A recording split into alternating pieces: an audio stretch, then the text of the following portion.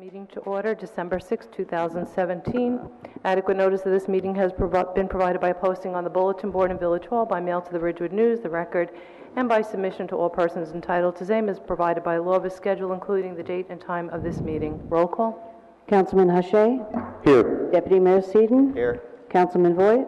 Here. Councilwoman Walsh? Here. Mayor Knudsen? Here. Please stand for the flag salute.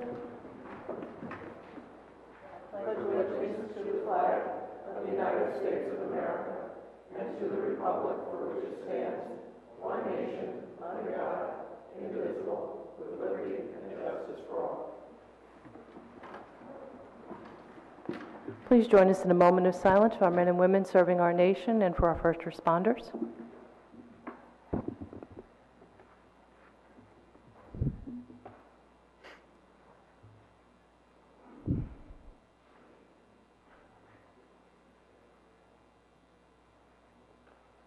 Thank you.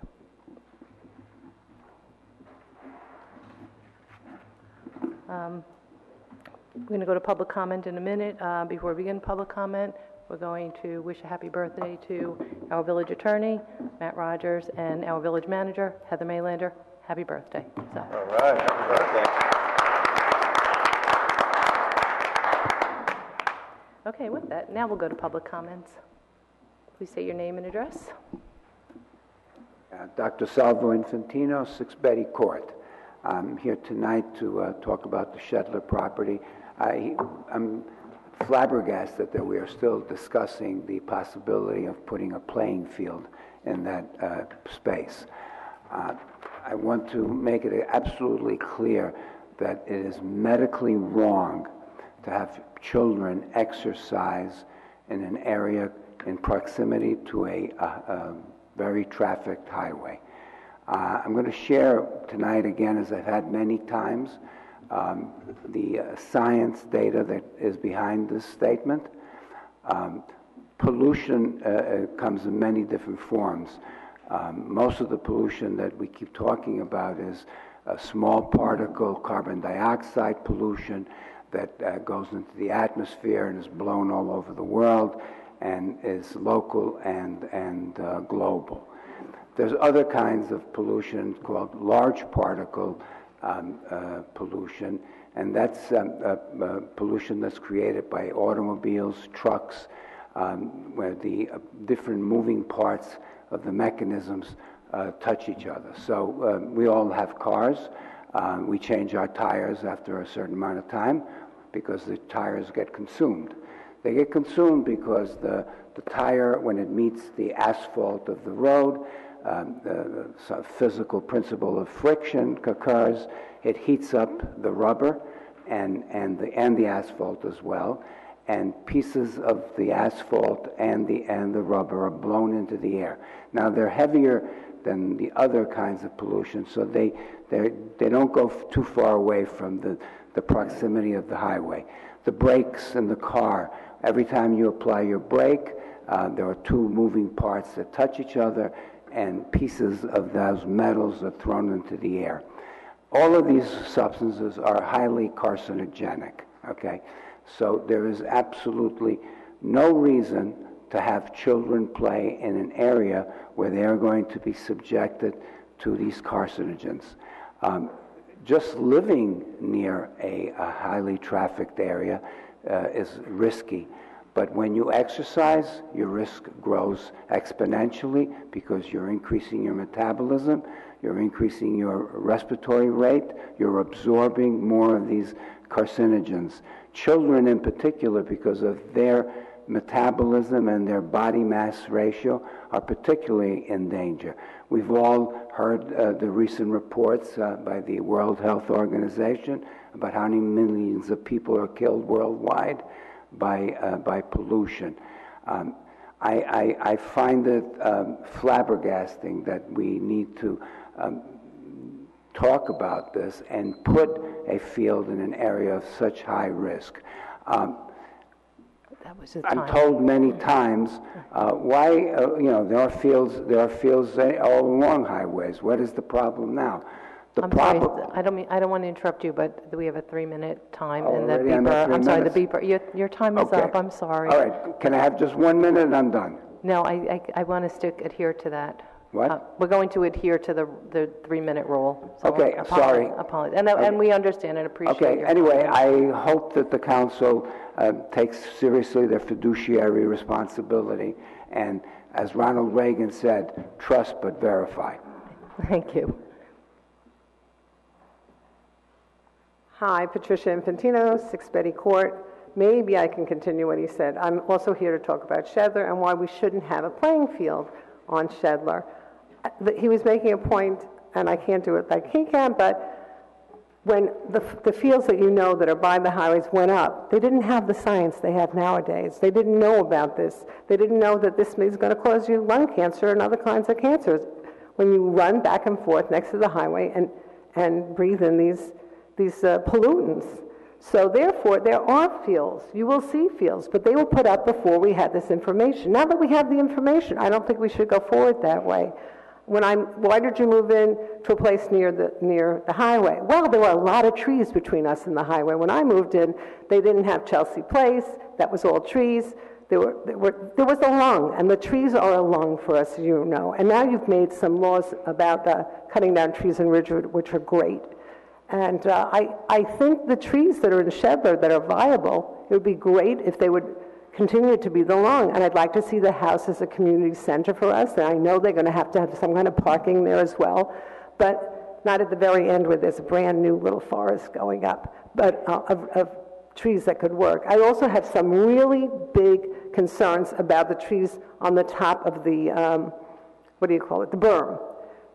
When we had an arborist come in originally, when we showed him a little picture of trees on top of a berm, they said that trees don't grow just like one tree on top of a berm near a highway.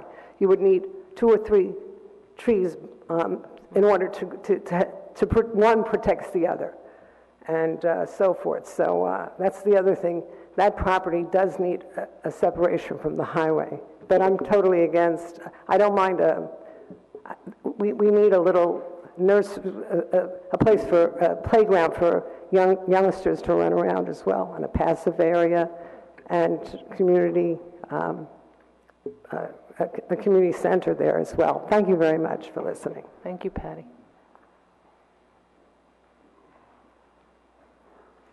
Good evening. Good evening. Paul Vangianos, 280 Rivera Court. I have a question. Did I see that an RFP went out to build a parking garage yesterday? Am I mistaken? No, you're correct. Oh, good. That's what I thought. I just want to applaud the council for doing that. I will say that I was so surprised. I had to ask to make sure that I didn't get incorrect information. I am so pleased. I think that's so terrific. So I want to thank you so much, and let me know if there's anything that I can do to help that process along, because I think it's really, really a great thing, and something our community really needs. A second point I wanted to just bring to your attention, and it's a conversation I've had with Ramon on a number of occasions, is the valet parking.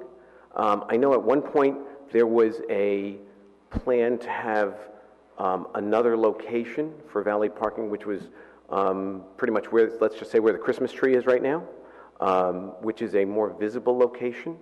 I don't know what how the valet parking program is going so far. I know it's a pilot program.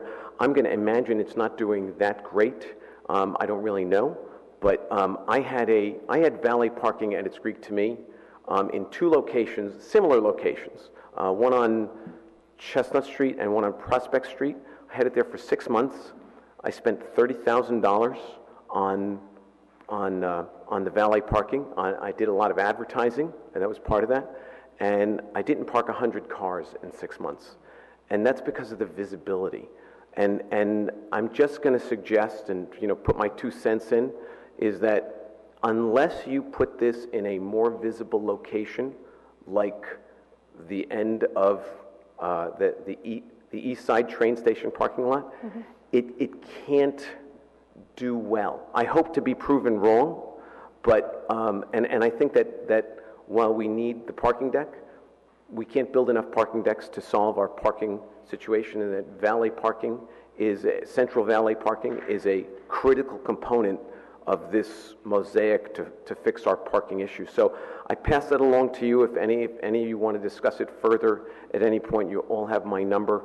But like I said, I just don't think that this has a chance without the visibility that it requires. And again, if my experience is anything, like I said, I think it needs to be tweaked. So thank you very much. I appreciate it. Thanks, Paul.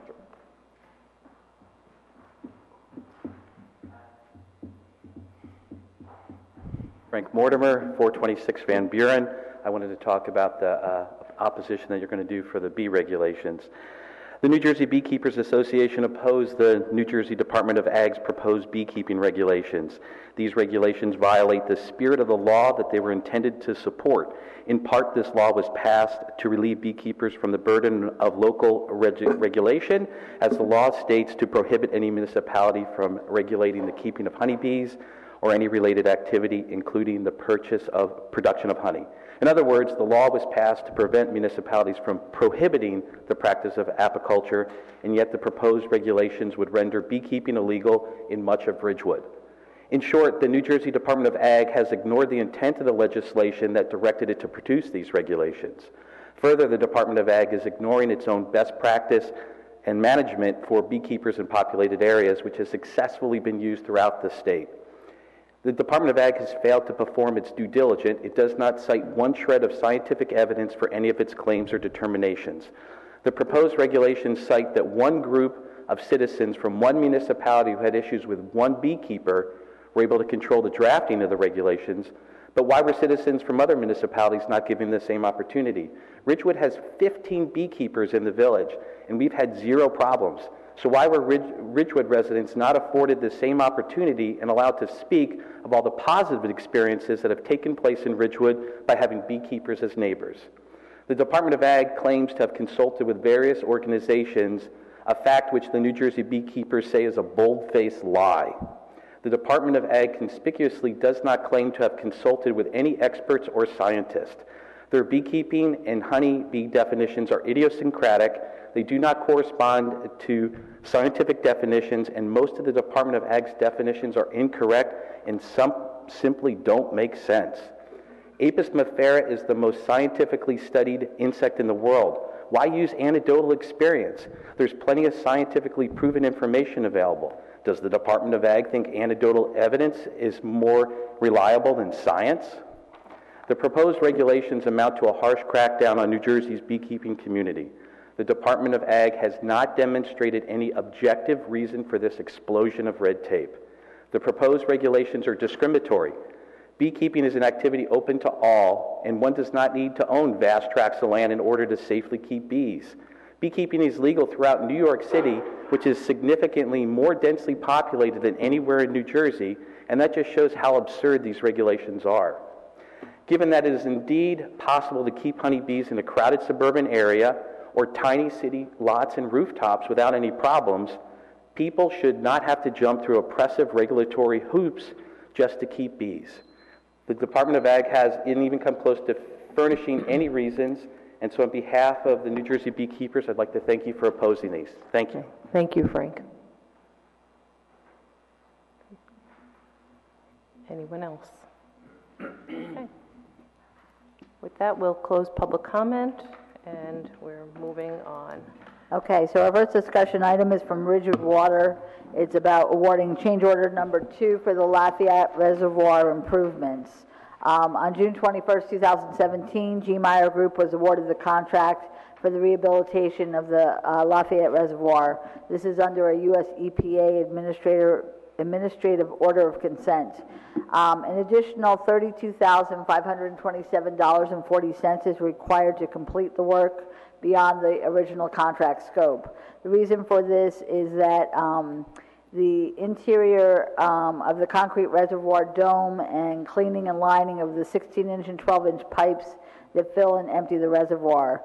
The interior dome repairs are necessary to address spalling of concrete and exposed reinforcing bars, and the cleaning and lining of pipes are necessary due to the existing condition of the pipes, as well as to remove large rocks and boulders, which were seen once we videoed the inspection of the pipes.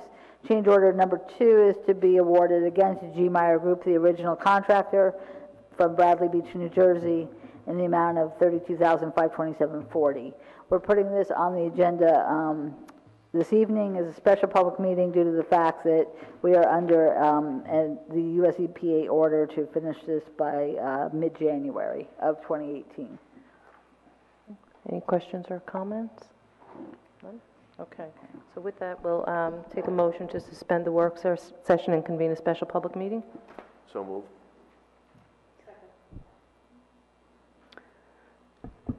Hache? Yes. Seaton? Yes. Boyd? Yes. Walsh? Yes. Knutson? Yes.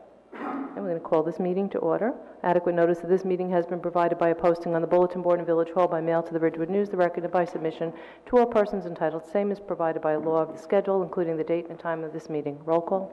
Councilman Hache? Here. Deputy Mayor Seaton? Here. Councilman Voigt? Here. Councilwoman Walsh? Here. Mayor Knutson? Here. Resolution 17370, whereas the award for Lafayette Reservoir improvements was originally awarded to G. Meyer Group, Inc., 613 Newark Avenue, first floor, Bradley Beach, New Jersey, 07720, by Resolution 17-197, in the amount of $354,175,000, and increased by change order number 1 by Resolution 17-335 in the amount of $52,020, which increased the total amount of the contract to $406,195,000. And whereas change order number 2 was necessary in order to make additional repairs beyond the original contract scope, which includes interior dome repair and the removal of rocks and boulders from the fill supply and drainage pipes for the Lafayette Reservoir with a protective lining applied after the cleaning. Now therefore be it resolved that the award be increased by change order number 2 in the amount of $32,527.40, which will increase the total amount of contract to $438,722.40. Be it further resolved that the Chief Financial Officer has certified the funds are available under account number W-06-55-590-694. I have a motion. So moved. Second. Hache? Yes. Seaton? Yes. Voigt? Yes. Walsh? Yes. Knutson? Yes. With that, we'll have a motion to adjourn a special public meeting and to reconvene the work session. So moved. Second. Hache? Yes. Seaton? Yes. Voigt? Yes. Walsh? Yes. Knutson? Yes. And we're back. Okay, we're moving on, and this evening we have a presentation from the folks at Burbio. And so if you have a microphone, so why don't you just introduce yourselves, Anissa, and we know each other, but you could introduce yourself for everyone. Good evening, everybody. I'm Anissa Martin, and I'm here with Dennis Roach. He's one of the co-founders of Burbio, and he's actually going to be conducting the demonstration this evening. So my demo will take about 3 minutes, and 1 minute intro. I'm actually a native of Ramsey, New Jersey. My wife and I live in Pelham in Westchester County now. We have 4 kids, and about 4 years ago we were exasperated at how hard it was to figure out what was going on our town relative to things like booking a flight, booking a table at a restaurant, sharing photos, all these great digital things. The way we all find out about events resembles 2002. If you think about it, you're opening emails, you cut and paste things change, you don't know. So Burbio is a digital calendar platform that pulls all the information from a community into one place, allows residents to personalize what they see, manage it, and then be notified when things change or are updated. We've been adopted by cities across the region. It falls in the area of smart cities, good governments, residents like it, community leaders like it. So I'm going to give you sort of a 3-minute demo and show how it works, because we are in Ridgewood, but we'd love to deepen our relationship with the community. Someone asking this to hold, sorry. I'm going to start off with, I tried Ridgewood's high school, and apparently the site is down. This is Ramsey High School. This thing here is called an iCal feed. I only point this out. This is what this calendar data is actually floating out there. And this allows anyone to actually get the information and put it on their Google or Apple calendar. People don't use it. For one thing, when you click, this is what happens. You have to cut and paste this.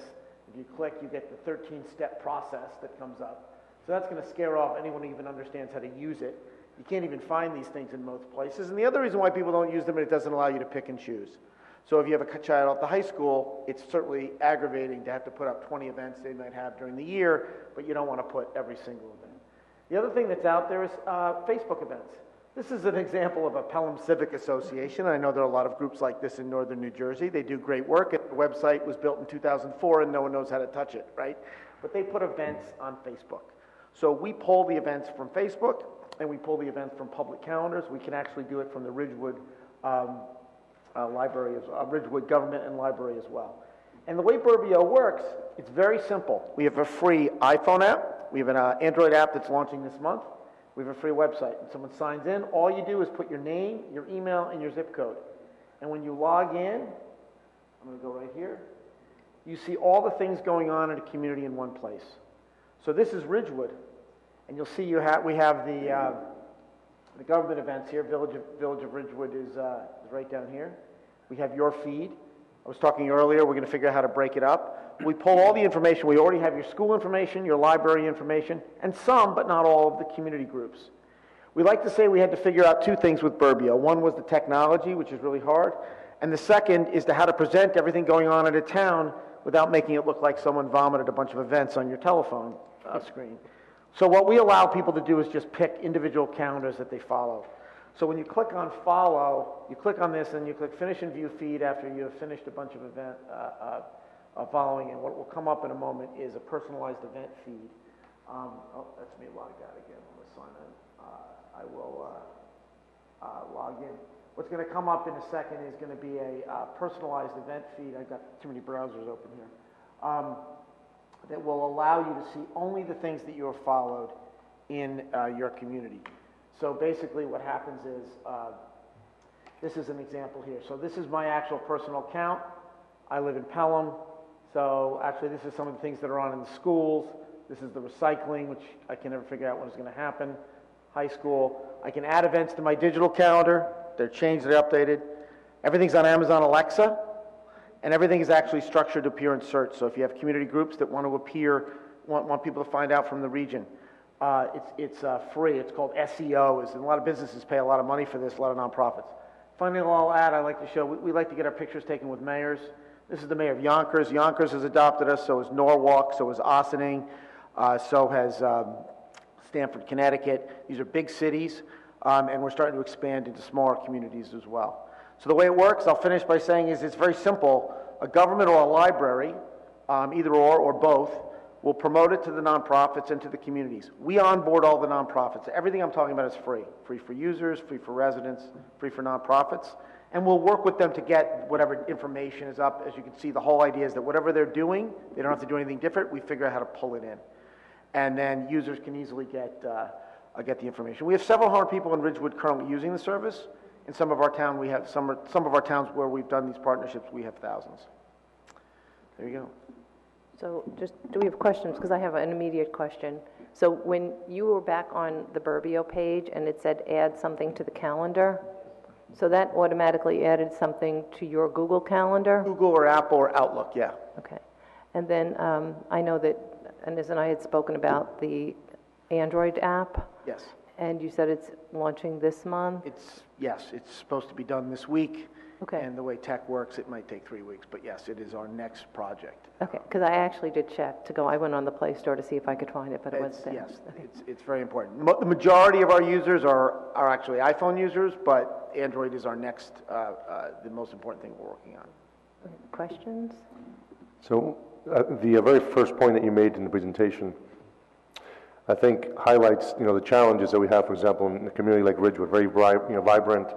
There are a lot of things happening every day at the same time, but there's no central place that kind of pulls all these things in. And even, for a parent who wants to go into the downtown, it'd be great if we could have something like this, a platform that, you can click on and say, okay, I'm heading into town today.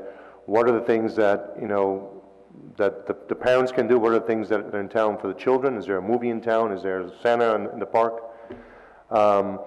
And then we also have as well, cultural, arts and so on. But I'm seeing many different sort of calendars in one page. Is it possible if we were to put a community calendar on a particular page, be it the village website or a website for the downtown, that can have just one major calendar that has all the different things, and maybe color-coded by whether it's related to the arts, to children, or... Yes, basically, we have a community calendar we've already put together, so you can do that. Ridgewood Fall and Holiday events, we kind of did that on our own, but we can put it with whatever criteria that you want. It's all, it's also searchable. The other thing I said is that when a user comes in, if they create that feed, it will get emailed to them. Twice a week is the default. If they want to get it every day, they can do that. So you can actually browse the information on your phone and or have it emailed to you as well. But we'll create a custom, and you can embed it on the government website if you wanted to. We do that in a lot of communities as well. I have a couple questions. So just to use this, you just register and you're up and running. Is that correct? Yes. Yeah, okay. And then how are you surviving from a what is your business? We're an advertising platform, and I'll explain why so many communities have already adopted it without really a problem with that. You probably know this is the industry. Facebook and Google are responsible for 100% of the growth in digital media, basically, and they're chewing up local media, which is one of the many reasons why so many communities don't have local information. We are like them, except they don't show up and talk to you. We don't have a particular problem with them, but if you try and go to Facebook Local, their new app, and try and find out what's going on in Ridgewood, good luck. You'll find out what your Uncle Charlie did 5 towns away. So what we are basically seen as a local events platform that can be adopted by the community. Mm-hmm. So, and we work with local sponsors, local realtors. A local business can put an event up for $20 a month. We don't come into any community and start obligating anyone to do that, but that's how we make our money. And they can put as many events as they want, actually, for that. So it's really about discovery. And that's really what we're about. We're not an editorial. We don't compete with the blogs and the newspapers in town. That's not our business. It's just this event automation. Thank you. So when we think of events, we think of something that has a set place and time. Will businesses also being able to promote particular discounts or promotions that they have in their store? Yes, okay. Absolutely. That's how we would define it. So if there's a business, and we can pull their Facebook events in, or they can go on to Burbio and manage it. We just want to make sure that they're going to do it. But if it's a sale, that shows up. Or if it's a wine tasting, that shows up. Whatever they want to put in. And I suppose if they're advertising, and I know the president of the Chamber of Commerce left, he was only here to plug the garage, but I presumably, if they're promoting events or sales, then you're also pulling that in as well? Yes, and to be clear, chamber events are on here for free. So the street fairs and the things like that, that's all here. It's when a business wants to draw customers, that's what we would charge for, and we pull it in. And just one of the things I wanted to ask, I know we were shifting you could shift these tiles around to put what you want on top. Can you just kind of walk us through that? So it's weighted by, right now it's weighted by popularity, so the schools tend to go to the top, but we can shift it so we can weight, say, government information a little bit higher up. We can't game it completely, but we can move certain information up. Right, and the reason I asked that is because I thought it was important to have, I actually was on here a couple of times now, and I thought it was important to see information like leaf pickup, garbage pickup. A lot of people ask, when is there bulk night? So different questions like that. I thought it was important to have that a little bit more prominent. So how prominent could it be without being weighted by popularity? So it would be in the third or fourth set of tiles. The other thing we would do is email users. We have to be careful. We don't want to spam them with stuff, or we don't want to be thought of as spam. But for example, when the new recycling calendar comes out in a community, we email users saying, "Hey, there's a new recycling. Do you want to follow it?" So we invite users all the time, and we can work with you to do that. In your case as well, we pulled the information from Ridgewood. I was talking earlier with your tech. We'll probably split it up, because your calendar has so many different types of things on it. You have like the really fun rec events, and then like every single leaf pickup by neighborhood. So we would probably break that up for the person who just wants to see certain neighborhoods, and we can do that.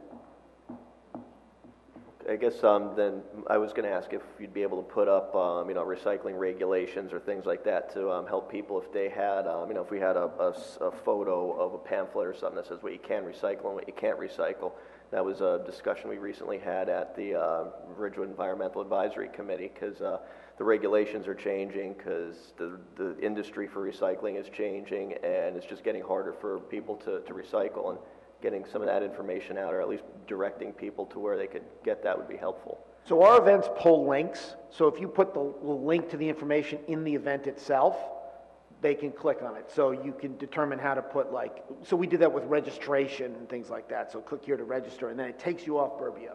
We have millions of events. I don't want anyone ever calling me about an event on Burbio. So our whole mission is to get people off the site as soon as they can. The way we launch in communities is very simple. My wife built this. She's the technology person. I'm the person who goes out and does the talking, but she does the real work. We've been in Pelham for 20 years. We ran our soccer league. One of the things about local is it takes a long time, and people don't tend to take things very seriously until they hear it a bunch of times. What we have found works is just to move. We have your schools, we have your libraries, we have your government. We should get that right, and then just announce. Invite the groups to come up that aren't on. We'll get them on board, and that's the best way to go. That's what Yonkers and Stanford did, and life is long, so over time people come in. In those cases, church groups often came in that nobody kind of knew were there for this, and we put them on as well.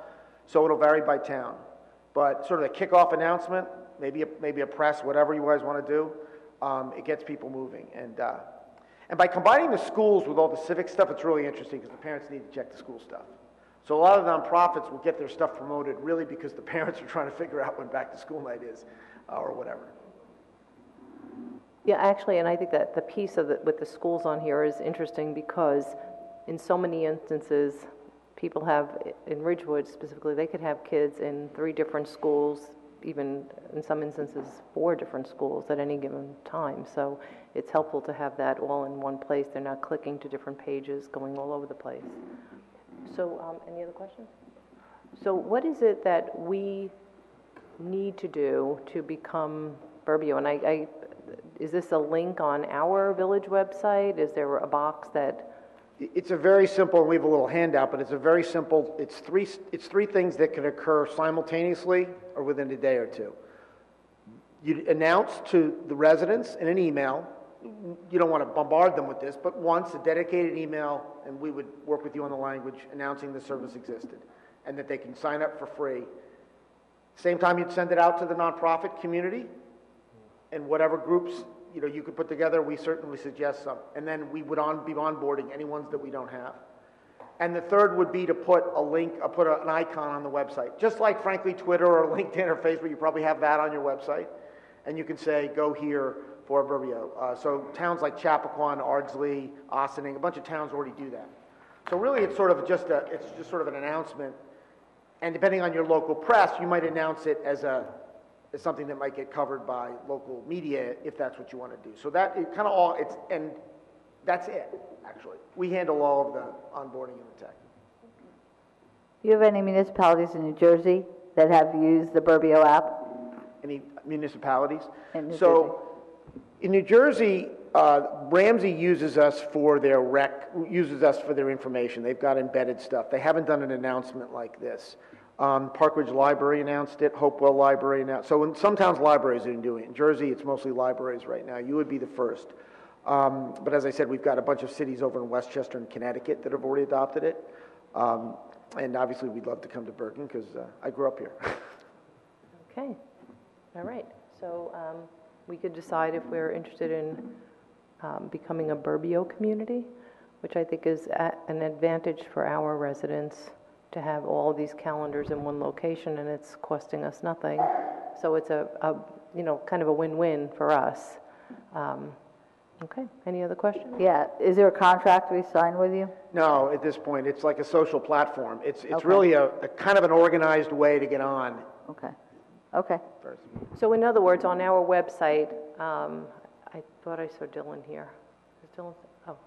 Oh, okay. Oh, there you are. Hey, Dylan. So on our Facebook right now, we have, I think, a Facebook link. We have a link for YouTube. So this would just be like another icon that somebody could just click, and it would take them right there. Absolutely. And other questions that might get asked, we have a very good privacy policy, much better than Facebook. We don't sell emails. anyone can unsubscribe out of anything they get. You click unsubscribe, you're not going to hear from it again. So it's not in our interest to be terribly intrusive because we rely on the goodwill of the communities that we serve that if they start to get annoyed. So we're very tight on that. Okay.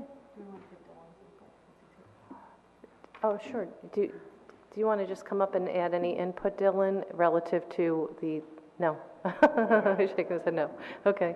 All right, great. Okay, so why don't we just, everybody's going to review this and we'll be in touch and decide if we're interested in moving forward, then we'll put together our formal announcement and get you up and running on our website. Great. Thank you very much. Thank you. Thank you.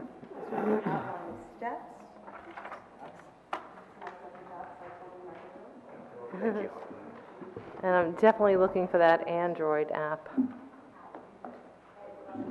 Oh, you don't have enough? The attorney never gets it anyway. I think I already got that anyhow. Oh, I got this. Thank you. So with that, we're moving on to a presentation from our Shedler Ad Hoc Committee. So, hello. Yeah. We have Councilman Seaton and Councilman Hache who are both involved, I know, and I think they were going to lead it off, correct? So. Yeah, no, thank you. Before we get started, just wanted to, for those who are not familiar with sort of the process, we're very excited to finally have the work product from this committee. This committee has worked very hard in coming up with what you see here today. And we tasked this committee in the very first meeting that we had, I guess that must have been about, 10 weeks ago?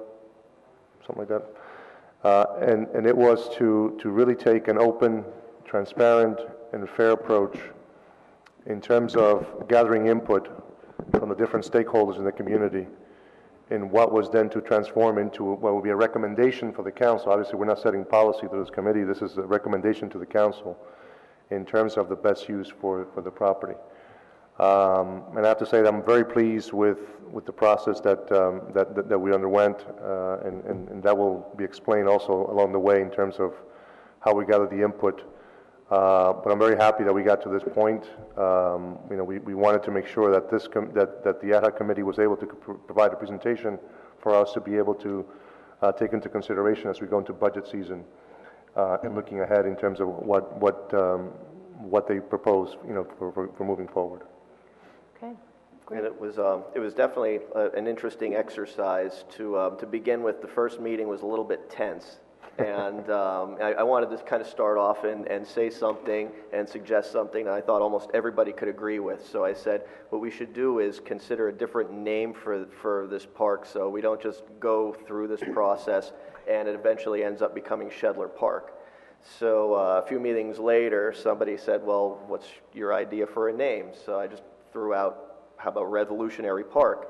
Based on the history of the area. So, I mean, the Old Paramus Church did own that parcel during the Revolution. General George Washington stayed there on 2 separate occasions with his army, so the brass was obviously taken care of staying in the church, but the rest of the army had canvas tents, and they were probably surrounding the church and near or maybe even on the property. And there was even a skirmish that was fought near the church on March 23rd of 1780. So I figured, given the history of the property, might be appropriate to call it Revolutionary Park or something similar. So I was open to any kind of discussions. I haven't had any, and no one's come up with anything better. But it ended up being a community building exercise. We had representatives from the sports community, we had representatives from the neighborhood, we had council representatives, we had village employees, we had everybody in that room who wasn't quite sure if it was going to work out, but everybody kind of was very, very civil and very open-minded, and everybody listened, and by the end of the process, this is the work product that we got. So here you go. Thank you. Great. Well, before I start, I feel like I have to wish Matt and Heather happy birthday. Yeah. And could you introduce yourself? You're the person who read the note. State your name. Yeah, I'm going to, sure. Mayor, council members, thank you. My name is Michael Winograd. I'm a resident of Ridgewood. I'm here with Munish Sharmali, who's also a Ridgewood resident. And we are here on behalf of the ad hoc committee that this council appointed to develop a proposal for the development of the Shedler property. I want to touch on 5 areas. Manish and I are going to touch on 5 areas tonight. We're going to go over background of the property, the committee itself, the process that we came up with, the details of how that process played out, and a recommendation. Let me just start with the background, and Council Deputy Mayor Seaton has given some of it. The house that sits on the Shedler property is one of the last 1820s Dutch wood-framed houses in Bergen County. Historic battles took place at the Old Paramus Church, about 200 yards away from the property. In 2008, the village was urged to purchase the property, primarily by the Open Space Committee. They had suggested that a baseball diamond and a field be developed on it. They had urged the property be purchased prior to a private developer purchasing it, at which point they said that high-density housing or commercial development might occur on the property. In 2009, the village purchased the property for approximately $2.7 million, including with grants from the Bergen County Open Space Fund. In 2013, the village purchased the Schottmeyer property, which is approximately $90,000, which was a parcel of land that was enveloped by the Shedler property, giving a contiguous full property. In 2015, council came up with a resolution to build a 90-foot baseball diamond and 120 by 75-yard football multi-purpose field on the property with some other features. In 2017, council rescinded the resolution and appointed this committee to reevaluate and come up with a proposal. There is a more detailed background in the slides, which I'm sure you're all familiar with, so we don't need to burden everybody's time with that further, I don't think. Let me talk very briefly now about the ad hoc committee. This was, as Deputy Mayor Seaton pointed out, a very inclusive, collaborative, and transparent process that was aimed at reevaluating and coming up with a proposal for the development of the property. The council consisted of Council Member Hache, Deputy Mayor Seaton, Nancy Bigos, Matthew Cunningham, Dan Cramblett, Tim Cronin, Manish Ramali, Nick Whitney, Phil Dolce, Paul DeArpa, Ellie Gruber, and myself. And let me just pause to say that for the first several months of the committee, Isabel Altano was a member, and I know that I speak on behalf of the entire committee when I say that it was a pleasure working with her, and her contributions were significant and very much appreciated. Let me turn now to the process that we employed. The first meeting, as Deputy Mayor Seaton pointed out, we discussed goals, we discussed views, we discussed concerns. There were a lot of viewpoints, there were a lot of perspectives. This was a very diverse group from a wide array of interests. We set out next to gather data and facts. We reviewed reports and surveys. We did background research. We walked the property with a development expert. We met with various groups, which we'll talk about a little bit later, including sports groups, including the neighborhood groups. We updated groups as we went along, including the Parks and Rec Committee, House Restoration Project Committee, and other groups. And let me just give you one, by way of an example, let me just talk about the sports groups. I was on that subcommittee. We formed a subcommittee to meet with the sports groups. On July 26th, we sent out an email setting up an initial meeting, which took place on September 6th. The email went out to all the presidents of the sports groups and the Fields Committee. They were asked to forward it to their entire boards. We offered to meet with them as a group or individually. We asked them to bring enrollment numbers and various facts about their needs, proposals, ideas. In the middle of August, around August 16th, we walked through the property with the sports groups, those who attended. We offered to walk through with people who are familiar with the property. We sent follow-up emails with key agenda items for the September 6th email and noted that, of course, participation was voluntary, but if they wished to provide input into the project, the meeting would be important. We held the meeting on September 6th. We'll talk a little bit about that meeting later and some of the additional meetings. And we came back to the sports groups as we did with the other groups after proposals were developed. And again, I'll come back to that in a moment. After the meetings, initially with all the various interested parties, The committee got together, developed proposals balancing the needs that had been established based on facts with the interests of the various residents in the community. And again, residents, sports, house restoration, preservation of trees, all important interests that were factored in.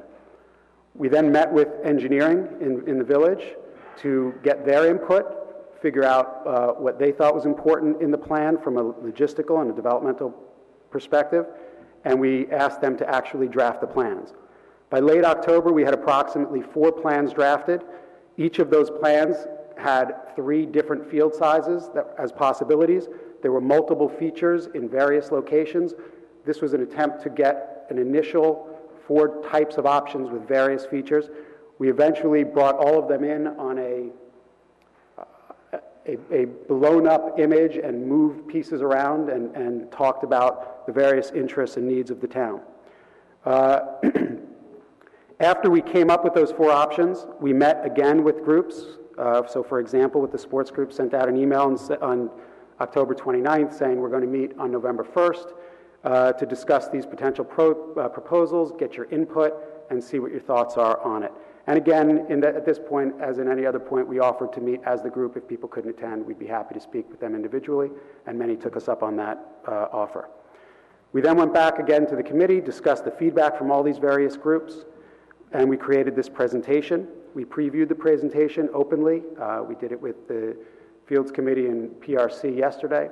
We shared it with others who expressed an interest and approached us. In addition, one other point that I wanted to make, during this process we were dealing with the cleanup, the initial phase 1 cleanup of the property, and that was another aspect that we all worked together on, agreed on a process, made sure that we marked trees, came up with a period of time when people could inspect what the independent arborist had come up with, and allowed them to offer input and ask questions before anything actually happened. And we'll talk a little bit more again about the details of that later. But again, this was a very collaborative, transparent, inclusive process, and as Deputy Mayor Seaton pointed out, it started off with a lot of people who were passionate and had various interests at heart, and I think ultimately we worked quite well together and achieved consensus. Let me turn now briefly to the phase 1 cleanup. There was a removal of the garage, the shed, and a capping of the well. There was removal of dead and diseased trees and unwanted shrubs that was part of this. We needed to get a contract in place prior to the end of October in order to make sure that we availed ourselves of the available grant money, which we were able to do. An outside arborist marked trees to be removed, and that's already been accomplished. There was a period of time given for everybody, as I mentioned, to inspect what trees were marked, and the work will be monitored by the town and recreational officials as we actually now move into the phase of taking down the diseased trees. The last point that I want to mention before Manish steps up and takes the other topics is the meeting with the sports groups. And so let me just briefly, again, I'll try not to tread over the ground we've already been over, but we appointed a subcommittee. That subcommittee was myself, Manish Sharmali, and Matthew Cunningham. We met with, as I said, the sports groups. Many of them came to the actual initial meeting, representing hockey, baseball, softball, the soccer, hockey. Tim Cronin and Dan Cramlett were there as well. What we came away from, and I can get into more detail if you'd like, but what we came away from that meeting with was a pretty strong, confident feeling that there was a significant need for additional multi-purpose field across all sports. There was no single sport that was in danger of collapsing, but it was clear that each of the sports was limited and operating under suboptimal conditions due to the field limits and the field quality. There was no one need that arose any greater than any other sports needs. They were all in need of more space. The other point that we noticed was the overwhelming majority of participation was in pre-high school. As you might imagine, until kids get up to high school, there's a much larger percentage of the kids that are playing. I just want to give you, before I end, a few anecdotes in terms of how we determined there was a need. We had the numbers from all the various sports, and And they all gave us anecdotes, and just to summarize some of them, baseball, soccer, lacrosse said they gave up home games because they didn't have enough space to play. Soccer and lacrosse pointed out that they would pack 5 or 6 teams onto a field for practice.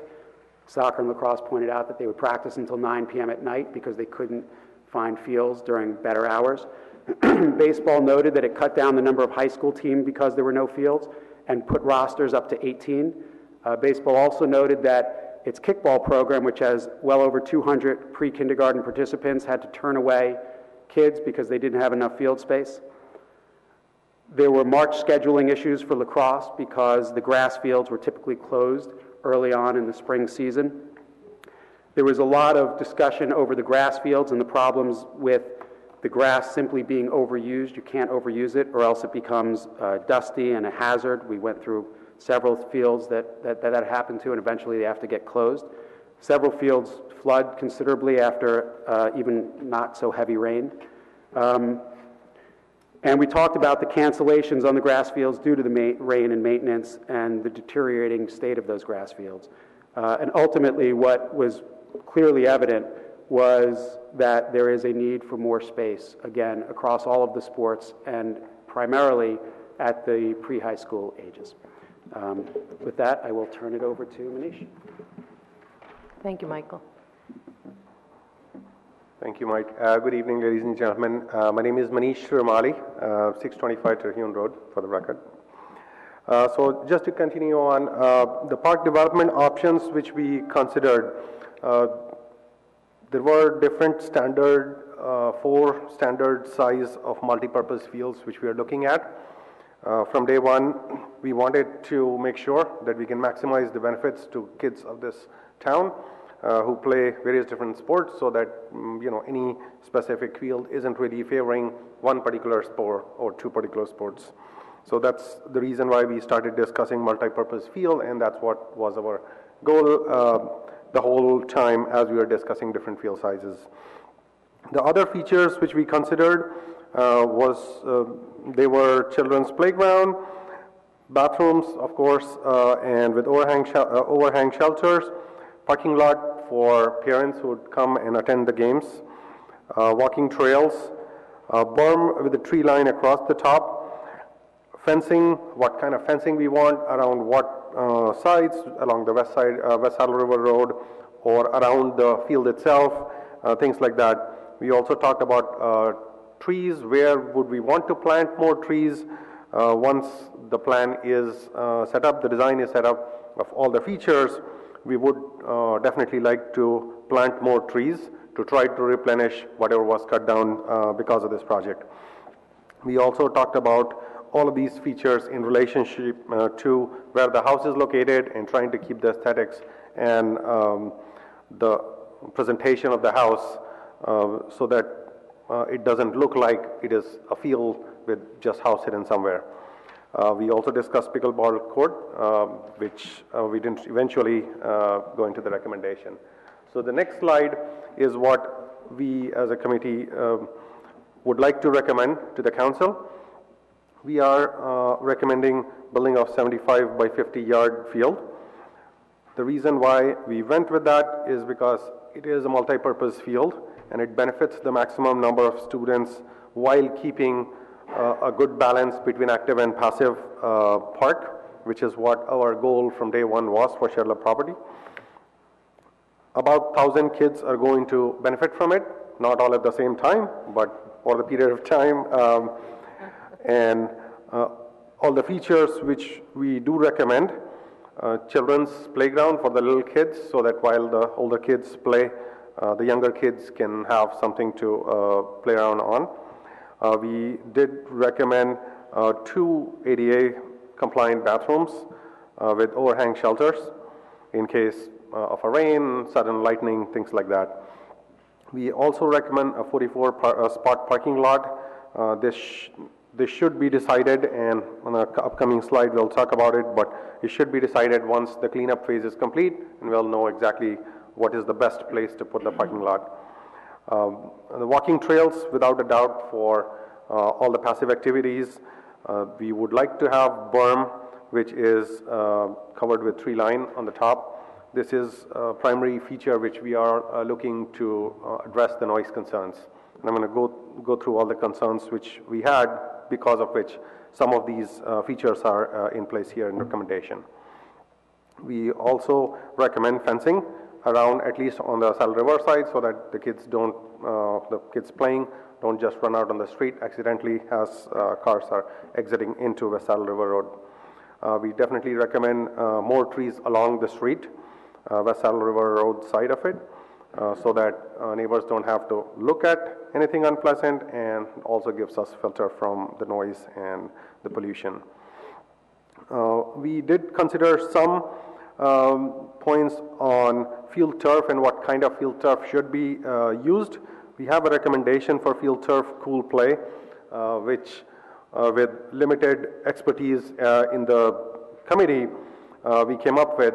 We would definitely like to have engineering department consider this if they are looking to do this, to build this field as a surface, primarily due to reasons of maintenance. It actually remains green, so it looks aesthetically, it looks good year-round. It definitely is a little bit more economical, and based on our research, not professional research, we did find out that it was one of the safest field turfs you can actually purchase today. The next slide, please. The recommended option, just so that everybody has a visual of it, how it looks like. This is drawn to scale by our engineering department, so thanks to Yovan and Chris's team for helping us with this. This is option A. Again, all the layouts and positioning of the field and parking lot and children's playground, they are tentative.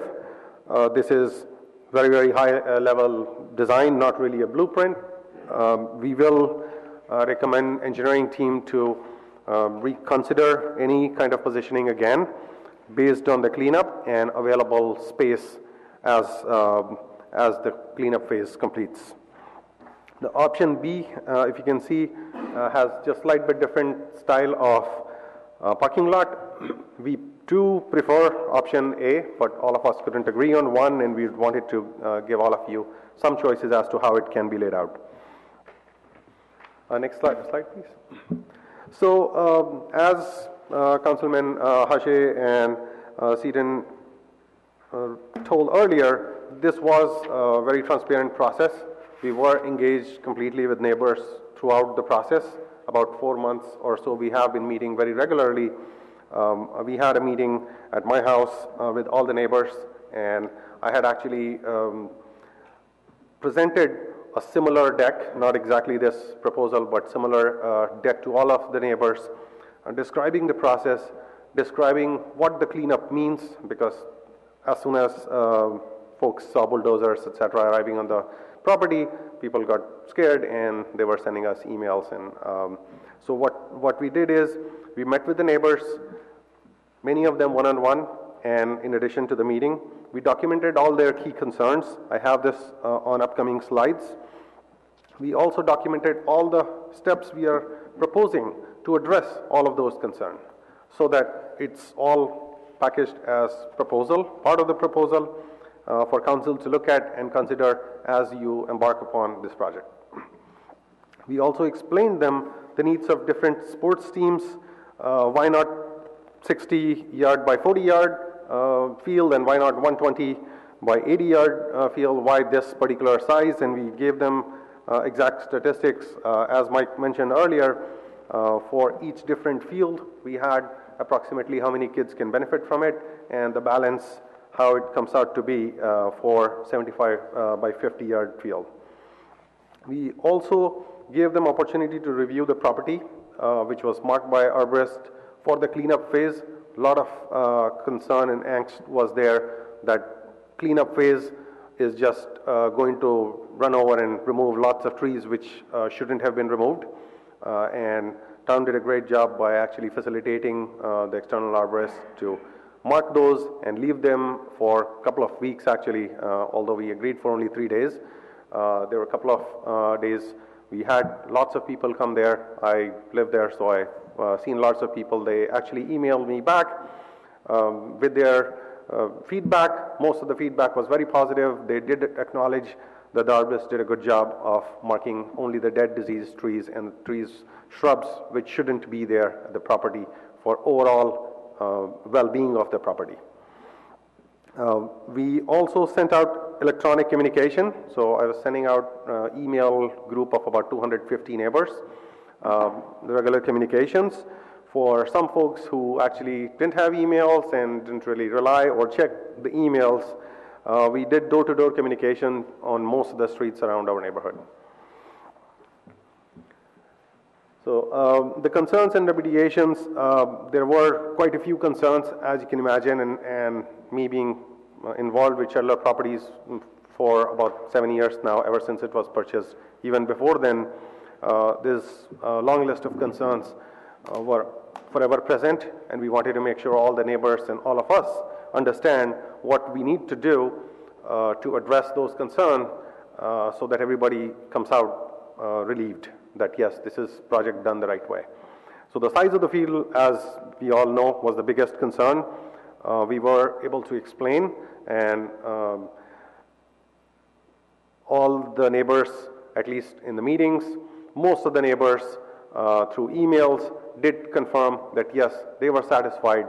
I would be honest that everybody was not happy that we are building the field. Everybody was not happy that 75 yard by 50 yard field is required or should be built here, but I could speak for most of the feedback I got was positive. Sound was the next biggest concern from all the neighbors, that we'll have lots of Route 17 sound now coming up to all the houses, and that's the reason why we are recommending 6-foot berm.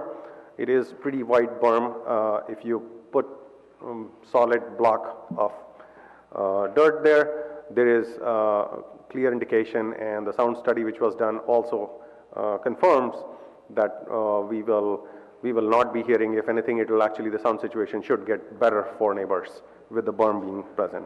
We also proposed the tree line, as I mentioned earlier, on West Saddle River Road to further reduce the sound. The next item, the concern was partially addressed by Deputy Mayor Seaton in the beginning of this presentation, that this is historical property. And yes, we do want to make sure that as much as we discuss about the field and all the other features, the center of the property, the main goal of the property is to preserve the historic house and try to restore it to its glory, which can not only be a positive thing for our town, but also become a use for the town as an additional place to meet. So in that sense, we threw around a bunch of ideas, including renaming the park, and I, for one, like Mr. Seaton's idea for renaming the park. We have not finalized, and we are not proposing anything in the proposal, but definitely open to any more suggestions or any kind of process which we need to go through to name the park appropriately. The next concern was safety. We had agreed that to have safe park for the kids who are going to play there and the parents who are going to visit there. We want to make sure that the entrance of the park is not very close to the exit, which is West Saddle River Road exit, where most of the people are coming off at 50, 55 speed limit, and then sudden drop to 25 miles per hour speed limit. We also would like to collaborate with Ridgewood Police Department to make sure that there is enough monitoring, proper monitoring, which is done to prevent any kind of vandalism or criminal activity. We also would like to recommend a crosswalk for neighborhood kids so that as they cross on the other side to access the park, it is safe. The fence along the West Saddle River Road, as I mentioned earlier, and the low-level parking safety lights so that it's not completely pitch dark in the night. The quality of life concern, once again, was about lights. Very big lights, portable lights, which make a lot of noise. We are recommending that we do not allow any of the lights permanent or portable, so the use of the park should be dawn to dusk. We are also looking to have prohibition on PA systems and permanent concession stands. The last but not least, applicable studies, which is what neighborhood would like to see. Traffic, safety, noise, environmental studies, they be conducted by professionals contracted by Ridgewood, Village of Ridgewood, and results, to the extent possible, should be shared and should be transparent to everybody to look at independently and assess themselves. So with that, I would like to just end the presentation part of it. I'd like to thank Council and for the opportunity which all of us got to participate in this process. As Councilman Hache mentioned, it was a shaky start, and we all didn't know that we'll be able to accomplish it, but by the time we got together, I think we have a very good close-knit group which actually heard each other's concerns, ideas, even though we didn't agree, and we may not still agree on everything. I'd also like to thank the leadership from Deputy Mayor Seaton and Councilman Hache. So at this time, we can take questions, myself and Mike, from the councilman. Thank you, Manish. So, I'm sure there are a whole bunch of questions. Maybe not. Do you want to start? Sure. First of all, Mike and Manish, nice job, and nice job to the committee as well in putting all this together. Couple questions I have. The size of the field, is that does that optimize the size for all types of sports? I mean, I'm thinking about soccer, and soccer has a larger, generally a longer field than 75 yards. I mean, how'd you come up with that size to make sure that it kind of fits with some of the needs? So the size of the field, if you set aside a full-sided field, which is 120 by 75, the next size down is basically 75 by 50. So if you look at soccer... Is the microphone on? Look at the... Yeah. Now it's on, sorry. Okay. If you look at the large size fields that you're thinking of, 120 by 75, that is for full-sided 11v11 high school age kids. Mm-hmm.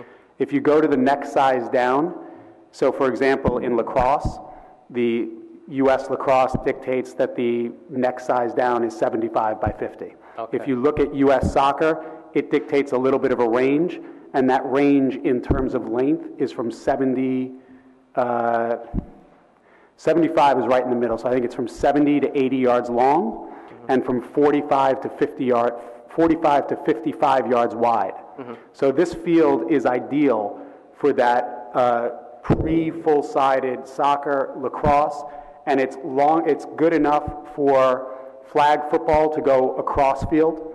It may be long enough for young kids, first and second graders kind of thing, to go across field, and it's also good for kickball, which is under the baseball and softball umbrella. We talked with the director of kickball about that, mm-hmm. and so it sort of serves basically everybody. And as Manish was mentioning earlier, when we broke down the numbers, it goes from a small-sided sort of 60-40 by sort of something like that's at Habernickel or something smaller, the small fields there, where you serve a couple of hundred kids. It jumps when you go to 75 by 50 to serving 1,000 kids, right. And then there's incremental gains after that. So this seemed like the best. Yeah. So the age group where this would probably stop being effective is what? Is middle school. Okay, got it. Now older teams can still practice on it. Yeah. It's certainly a big enough piece of property to practice, but basically middle school. Lacrosse would probably get up to about 6th grade. Soccer would get up to 7th or 8th grade, depending. Okay, and that's where you found the biggest need? I mean, absolutely. Okay, good. Have you guys done a straw man kind of budget for this? You have all these kind of nice things you put into this. I mean, is there any kind of guess as to how much this might cost? Yeah, so we started doing that exercise. Obviously, we couldn't finish it. Otherwise, we would have presented some rough numbers. Unfortunately, I don't have a number to put on it yet. Okay, and that would be the next step, I would guess. I think that's right. I think the town is going to put that together. My understanding is the village is working on that now. It is, I would presume, less than the original plan, but we haven't endeavored to figure out the actual Okay. number. Do you think there's a need for overflow parking at all? I mean, you have 44 spaces here, it's kind of, you put together. I mean, how'd you come up with 44, number one? And then second of all, if there is a big event there, where would other people park that would attend? Yeah, so we played around with a couple of numbers, 20 spot, 40 spot, and what we were trying to balance here is having large enough parking lot for parents to be able to drop off the kids and stay for the game, etc. But certainly not a huge parking lot, because then that requires chopping down more trees.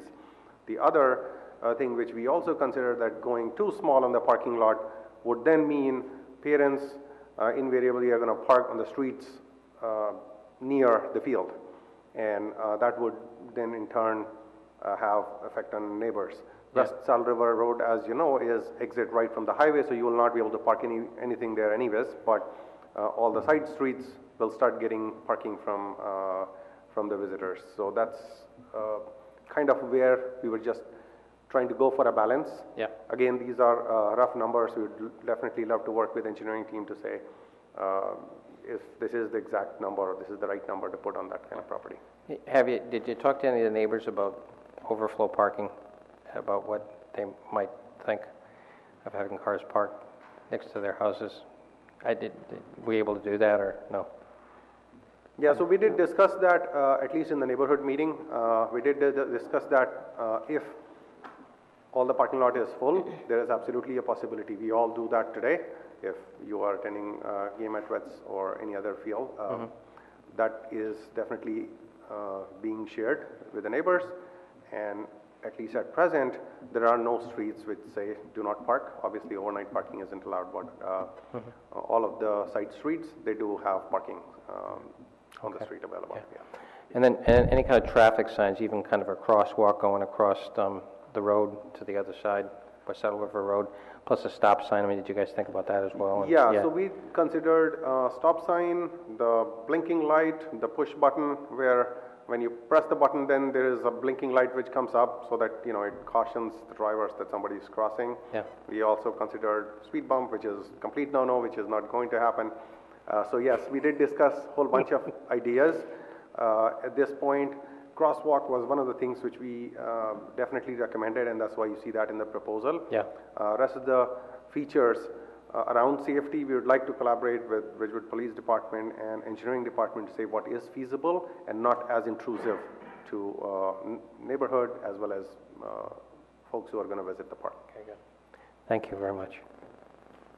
Well, I obviously don't have any questions being involved. I just wanted to thank Manish and Michael for the presentation and everybody on the committee for all their hard work. I might want to just talk a little bit about next steps after this. If the council could come to an agreement, then we would get the estimated cost from engineering, and then like any other park development anywhere else in the village of Ridgewood, it wouldn't happen overnight. It would be phased in over a series of years so that it's not such a big budgetary hit and it's not consuming so much of the capital budget. So you might see something like infrastructure for bathrooms put in first, and like maybe a sidewalk, you know, nothing really exciting, and then after that you would see something, and it would be developed over time. So it wouldn't again, it wouldn't hit the budget so hard. But again, thank you everyone, and that's all the questions. That's all I have. Councilwoman Walsh. Slide a little closer. Thank you. It's a great proposal. And I was fortunate enough to be on the council when Habernacle was being developed. So there was a lot of things that went into that, you know, trial and error and removal of one of the houses and development of the field. So it is a process that does take a while and does take input. So I'm glad that you guys did the legwork to get the initial input, because as we know, there's going to be probably lots more input as we go along. So I guess a couple of the questions that I had, you mentioned the sports groups and that some of them did a walk, so what was the volume of the sports groups that came and were involved? Was it 5, 10, 50? Was it just the heads of the groups? Was it coaches? Like who came and had input at that one stage of the process? It was primarily the presidents of the sports groups. We sent the email to the presidents. We asked them to please forward it to the board. We said we were happy to have as many as would like to come.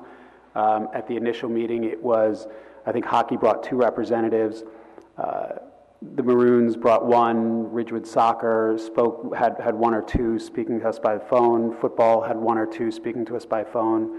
Baseball had overall 3, I think we talked to. But it was primarily the heads of the or a representative, I should actually say. Okay. It was not always the president. So there definitely, the Fields Committee, everybody was aware of, the process and everything that was going on. The Fields Committee was on the very initial email, and the email said it was actually identified who it was going to, so people didn't have to read the emails. It said to all, presidents listed all the sports groups in town and the Fields Committee. Okay. So then, as all of our fields obviously are used by all village residents, children, teens, everybody, was the anticipation that this would just be clubs and sports groups, or is there anticipation that this is going to be for the schools as well? I don't know what use the schools would have for it because we don't have middle school sports here or elementary school sports. And it's not really going to be game suitable for high school sports. It's going to be too small for that.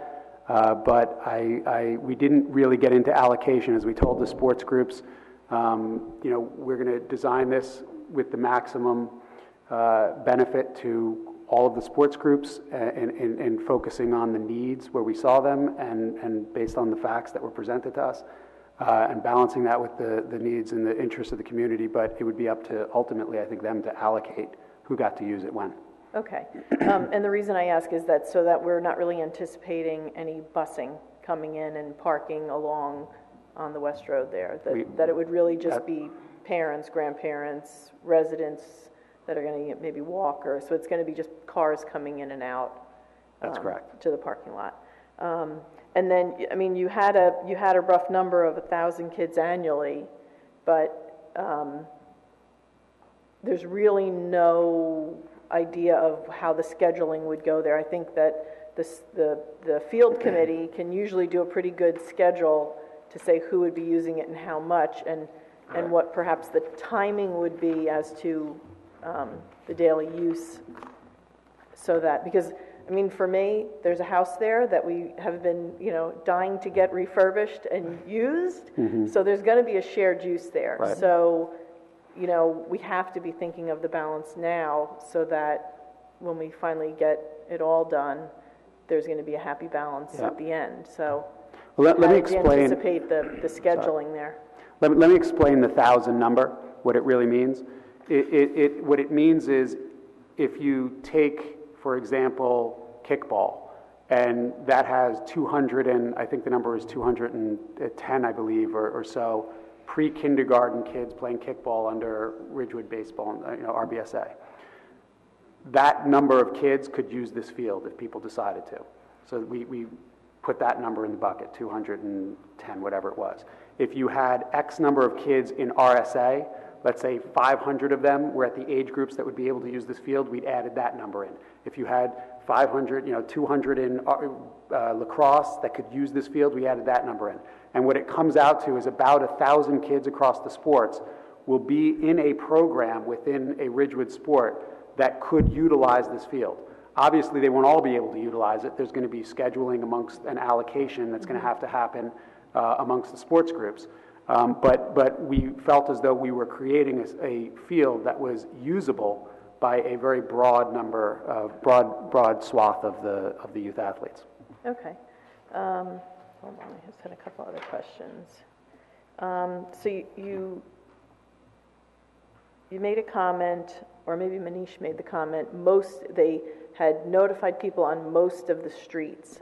So what was the notification process to the neighbors? Because that's been something that's come up a lot in recent months with how are individuals notified, how are residents notified? So I just want to be clear, and maybe the public also wants to be clear, who is notified, how were they notified, and was there any tracking or anything so that we as a council know the extent of who was notified of the meetings and everything else that went on? Sure. So we have been maintaining email group, an email list of about 220 or 240 email addresses of all the neighbors, and not just on near the Shedler, but on West Side and lots of other Ridgewood residents who are interested in it.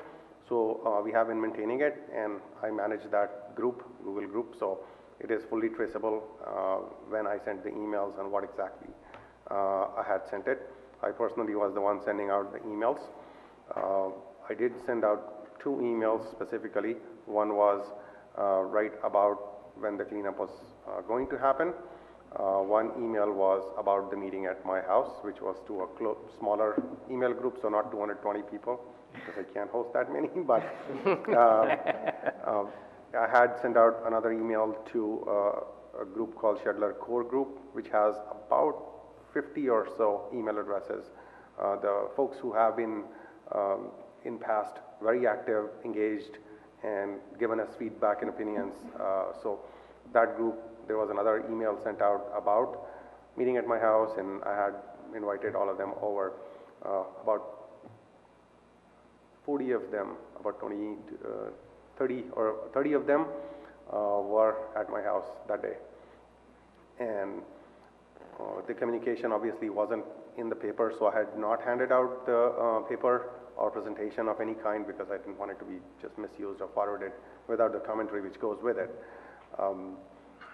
As far as paper communication was concerned, basically we had a similar format. I still have the Word document which I printed. Just a single page which had the key points of cleanup as well as what we were doing as a committee. And literally Nick Whitney and myself, we walked around the street, literally sticking it under people's doors over the weekend. So that's what the communication was. I think 2 days ago, I did send out one more email to all 220 saying, hey, we are presenting it today. There's no decision or voting or any of that stuff is happening tonight, but if they're interested, absolutely, they are going to, they're welcome to join us here today. I also had one-on-one conversations, including with Dr. Salvatore. So I had one-on-one discussions with many residents as well. So these were the modes of communication with the neighborhood. Okay. And then I guess the last question I had, it does not appear that there will be any baseball there, so we don't necessarily have to worry about baseballs going onto the highway, correct? The field which we are proposing, unfortunately, will not be able to have a real baseball game so that, ball could fly over there, yeah. Okay. That's all I had. Thank you so much. Thank you, guys. Thank you, Manish. Thank you, Mike. You guys have done a tremendous amount of work in pulling a lot of this stuff together, not only within the committee itself, but obviously reaching out to the communities and doing everything else. I think one of the things that I'm proudest of what you guys have put together here is that this is really all about balance, and it really points to quality of life.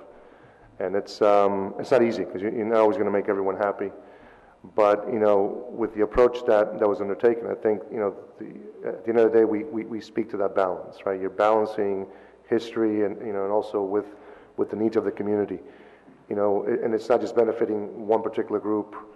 It's not one sports group that comes out, clearly winning and it's not just about, obviously, that there's an immediate impact, I think a positive impact to the surrounding neighborhood when this park is developed, but it's also a benefit to the entire community, because now we have, again, the balance of the active and the passive, and it's incorporating things like a walking trail, things that don't exist there today, and we have very few walking trails around town today. So we're adding that. That you guys come up with a recommendation for a playground. There aren't that many playgrounds, and we don't have enough playgrounds, throughout town, and certainly in the eastern side of Ridgewood, we're missing them as well. And also, in all this, take into consideration the parallel effort that's going on for the restoration of the house and historic designation of it, and being respectful of that. And one of the things that I want to also just point out, I know we have it up there as a reference, when we talk about a 75 by 50 yard field, and with the necessary boundaries and so on, it's really eating up roughly about an acre of land. And, when the total site is about 7.1 acres, if you compare it to the previous plan, the resolution of 2015, that would have eaten up just on the fields portion of alone would have been about 4 acres, if not more. So this is really a significant sort of departure from what was originally proposed. I think in this iteration, I think we end up addressing a lot more of the things that would benefit the community at large. So I'm very happy with what you guys have put here together. Obviously, we also have our work to do in terms of going through the numbers and working with our parks staff and just when you guys thought that you're going to go home early, we're going to have more work for you guys to do when we come back from the break in January. But safety was the other big thing. I know you mentioned, Manish, briefly the why a speed bump wouldn't work on there. We met with a traffic consultant. The traffic consultant said it's not going to work. You have traffic that's decelerating from 55 miles an hour into a very narrow road. West Side Road is very narrow. And just by the car count alone, when we were sitting there, the consultant said it wouldn't work because from a safety standpoint, you're not going to put a slowing mechanism into an off-ramp and create, potential death trap. And we even talked about, I know you guys had talked to the consultant about the movement of even the entrance, take into consideration the safety in the neighborhood. So I think it was well thought out.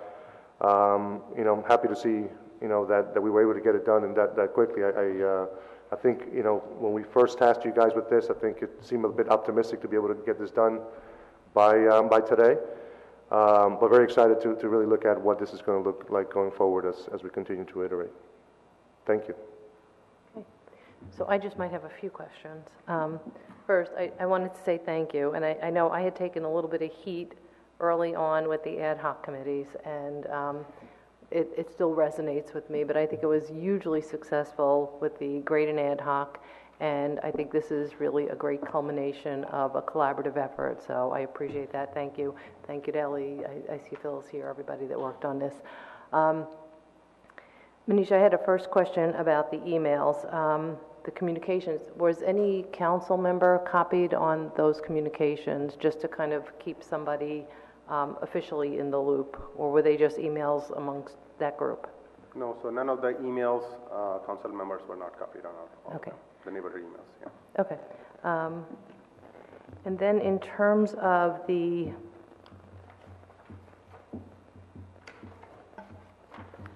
let's just see here. Oh, in terms of the walking trails and, I know we consulted with all the sports groups, and I think that was a really great thing to do, and I think it's an important exercise because one of the things early on that we had sought were the enrollment numbers to justify the need for a particular type of sports field. So I think this was an important, very important exercise to hone in on what the need really was and is and will be future, because I think that you can almost track this, the trajectory of certain sports, and the future of those.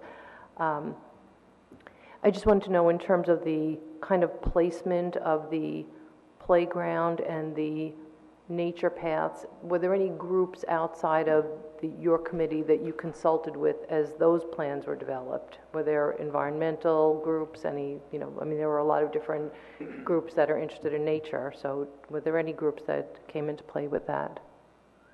So we kept Parks and Rec apprised of what was going on. They were given updates. And I believe that members of the council, members of the committee kept sort of other groups that they were involved in, whether they were, historic preservationists or environmentally preservationists. I believe people kept groups that they were affiliated with apprised, but we did not bring in environmental groups to have a discussion. Now, we did have an environmental impact study, I think, done that we reviewed, that the town had done already, and we certainly reviewed that. The sound study. There was also an environmental impact study, I think. There was an environmental study done when we purchased it. Right. The old one. Okay, got it. And I think when we checked, and I know Tim Cronin had provided us with that originally. When we had checked to make sure that it didn't need to be redone, we were told that it didn't, that it was still viable. So we looked at the environmental impact, but we didn't necessarily meet with environmental groups. We obviously were concerned about taking down trees, and we were careful, and we made sure, and if you look at the process, even for this initial cleanup phase, it was a very deliberate process that built into it safeguards to make sure that people could come and inspect and make sure that, you know, even though we were using an independent arborist, that to make sure that things were being done properly. Okay. And then just a question about the turf. I was a little surprised to see the turf, just in terms of cost. Why wouldn't you have just gone with a grass field? So in terms of cost, if you actually look at the breakdown, and Field Turf can give you a presentation, but Hohokus actually just went through a process, the Board of Education and Hohokus went through a process of analyzing this and did a very, very detailed, thorough breakdown of the cost and determined that the turf was actually less expensive.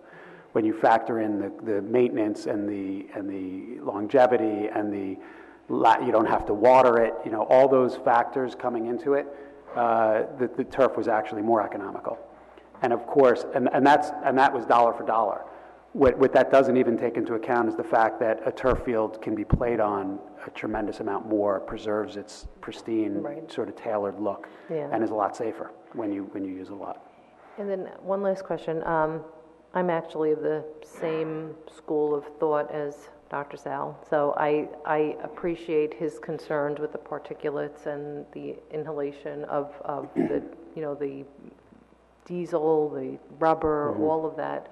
On very young lungs. It could be, you know, potential, not today, not 5 years from now, but 20, 30, 40 years, that comes back to haunt people, sadly.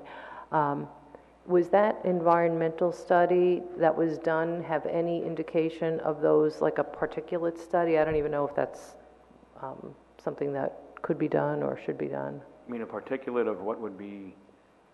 An air study. The study that was done at the time of the purchase of the property was a phase one, and also because there had been some suspected dumping on what was recognized and earlier spoken of as the Schottmeyer parcel. Oh, right. There was a further study done on that one to make sure there wasn't any contaminants and that the property was free of any of that.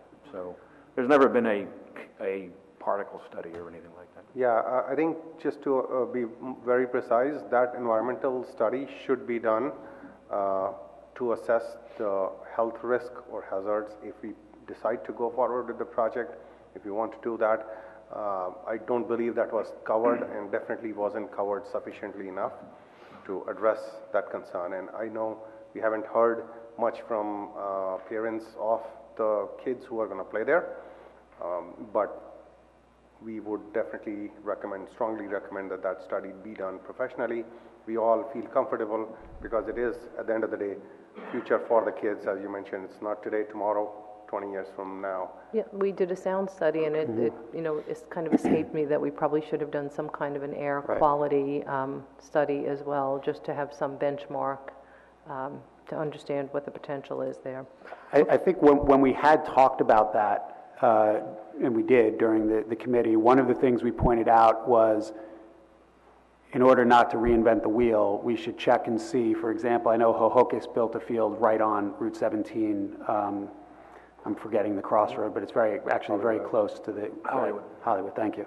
It's very close to where the Shedler Field is. Obviously, in New York, you have fields lined up and down the West Side Highway and FDR Drive. So I would assume that there are studies out there, but I would think that there's a very good comparable that Hohokus probably did pretty close. And I don't remember where we left it, but I think folks were going to look into that. And when did they place that field there? What year? Do we know? Like 96. Like 96. It's been a while. Yeah, it existed in the 70s. Yeah, there were teams playing on it in the 70s in Hohokus.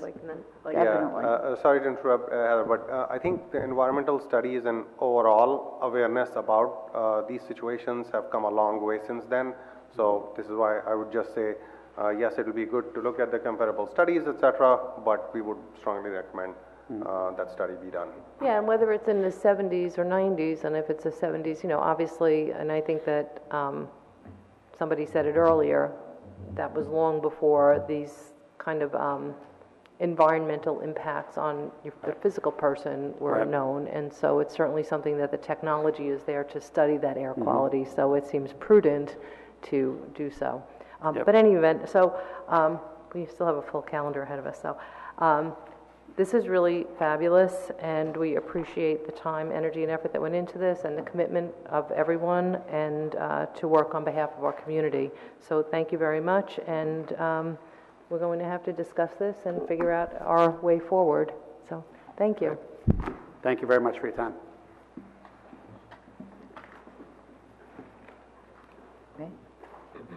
Okay, so our first discussion item under Ridgewood Water is concerning the water billing and data collection processing services. Ridgewood Water received bids for water billing data collection processing services for the years 2018 through 2020 with an option for a 2-year extension. One bid was picked up, one bid was received. The sole bid was from Computil Inc. of Shelton, Connecticut. It's being recommended that this be awarded for a 3-year contract, which will be awarded on a yearly basis for a total amount of $237,395 per year.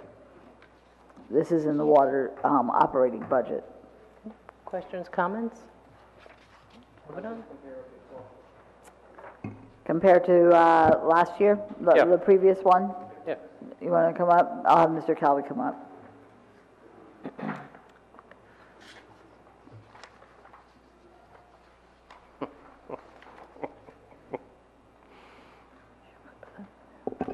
All right, good evening. The prior contract was approximately about $210,000 per year. The new price reflects an increase in the service for audit requirements that they'll have to provide. In addition, cooperation with a new vendor that we're going to be soliciting for an online platform for our customers to access their data live, set thresholds in terms of usage, better online payment processing, overall a huge improvement to the customer portal. So we're getting a lot more bells and whistles for Yes. the extra $27,000. Yes, Computil will have to deal with an outside vendor. That would be part of a separate contractor, but that's reflected in this cost. Okay. Thank you. Okay. Okay, the next item is awarding of state contract for emergency generators. This is under the New Jersey state contract. It's United Rentals out of Ridgefield Park. This portable generator will be in addition to the one which we awarded last month, which was for both water and sewer, and both will be utilized to cover facilities that lack permanent standby generators. Questions or comments? Okay, the next item is evaluation of water quality. This is a professional services contract. This is for a possibility of a future connection with Passaic Valley Water Commission to provide system resiliency. It's necessary to supplement the existing purchases from Suez and the Borough of Hawthorne, which we currently buy from. Before purchasing or investing in capital for a pipeline, their water, Passaic Valley Water Commission water must be tested for compatibility with the Ridgewood water system. A study should be conducted that includes pipe loop testing and water quality analysis to assess the impact of blending their water with the Ridgewood water. The proposal is from Mott McDonald. Again, it's a professional services contract in the amount of $170,000. Okay. Questions, comments? Rich, do we have any concerns about the water quality from Passaic at all? That it's going to cost a lot more to process to get into our system? It's actually cheaper than any of the other commodity contracts that we have for wholesale purchase contracts. And Passaic Valley has come a long way in terms of the quality of their water and treatment. But this test that we're going to perform is going to be over several months to make sure that there's compatibility, and if not, what treatment would be needed to make the water safe. Passaic is surface, or is it? Surface water. Okay. Yes. Thanks. Moving on. Okay, the next one is for line stop and valve insertion services for 2017-18. There were 2 bids received. The low bid was from Carter Brothers. They've previously performed these services for the village. Line stop or valve insertion becomes necessary when pipe or valve repairs require an extremely long shutdown. A line stop is a tap into a main in close proximity to the repair, which allows the temporary plug to be inserted. An insertion valve is a valve that is inserted while the water main is under full pressure. So therefore, the recommendation is to award it to Carter Brothers out of Roseland, New Jersey, in an amount not to exceed $100,000 per year. Okay, questions? Moving on. The next one is professional services for the Lafayette Reservoir improvements. H2M Associates was awarded the professional engineering services contract in 2016, December 2016. An additional $5,000 is required to complete work beyond the original professional engineering services, so therefore it's a request for a change order number 1, which is in the amount of $5,000. The new scope of work includes the evaluation of unforeseen issues, such as the subsequent remediation for the interior concrete dome, which we previously discussed earlier this evening, and also the exposed reinforcing bars. But this is for the professional services part of that bid. Right. Okay. Questions, comments? Okay, the next one is the change order number 1 for the SCADA system software. This was originally awarded in November of 2016 to Emerson Process Management Power and Water Solutions.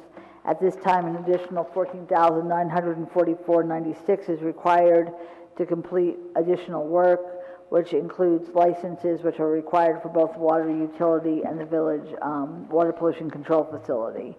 So they're recommending that change order number 1 be awarded to Emerson Process Management Power and Water Solutions. So this is additional software and services. Okay, questions? So Rich, this particular organization is, it's not going to go belly up anytime soon, right? No. No. Just want to make sure that, you know, we... No, this is a smaller portion of the larger firm, Emerson, technology. Got it. Okay, fair enough. Thanks. Okay, thank you. The next we're moving into is parking. I'll have Bob Rooney come up, who's our CFO and also Director of our Parking Utility. So the first item is the Park Mobile contract. As we discussed previously, I think it was last month or the month before, our Park Mobile contract expires sometime in February. We do have to give, I believe, 60-day notice if we're not going to renew the contract. And so if you wish, Mr. Rooney, if you would just briefly go over the Park Mobile contract so that we know what currently we're paying, and then we'll just have a brief discussion. Sure. So currently, the user of, every time there's a transaction with Park Mobile, user pays 35 cents. That's in addition to the fee for whatever the rate is. On our side, for every transaction, there is a 15-cent charge plus 3% charge on the gross revenue. So the gross revenue is defined as the revenue for the use of the parking plus the 35 cents that the user charges. Bottom line, we lose about 17 to 19% of every transaction that Park Mobile utilizes. So we're going to, our recommendation is to go out for RFP to see what other companies are out there. And also for me to send the letter to Park Mobile to let them know that we're not going to renew, but they can certainly provide us with a proposal going forward. So just, I know we talked about this before, just help me understand this. Park Mobile, say this year, okay, we have an increase in usage of Park Mobile over the meters, is that right? Significant increase. So instead of collecting 100% of the revenue, yeah, I now only get 79%, let's say, because of that fee that's imposed by Park Mobile. We are using more Park Mobile, less cash, which is a good thing, but we're losing. So how much are we losing per year now based on not using meters versus Park Mobile? If you want to wait till I get into the comparative the budget, I could do it. I'll go through it then, if that's okay. Yeah. I saw that's one of the reasons I asked. Yeah. Okay. All right. Fair enough. Thanks. So just for some context here, when Park Mobile first was floated as an idea, I think I went back when we first this kind of surfaced, I went back to look at the minutes of the meeting and the resolution that was adopted by the village council, because it was clear based on the minutes, our discussions, and the resolution that this was to cost the village nothing. And in the minutes of the meeting, the question is posed that the statement was made that the 35-cent user fee was applied to the total over and above the cost of the parking, and that it was essentially going to cost us pennies on the dollar for the credit card transaction piece, which was something that we were willing to absorb. So it came quite as a surprise. The resolution is unequivocal that it's going to cost the village nothing. So a review of the contract reveals that these costs were authorized, and it's really it's stunning for us because it's a tremendous amount of money, and came as quite the surprise. Absolutely. So, I don't know if Mike had anything to add to that.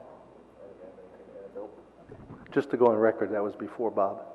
And I do want to go, and I will say it was before you, but and again, it would not have occurred to me when we talk about costing nothing, and that the resolution says it would cost the village nothing, that a contract would be signed to really cost us so much.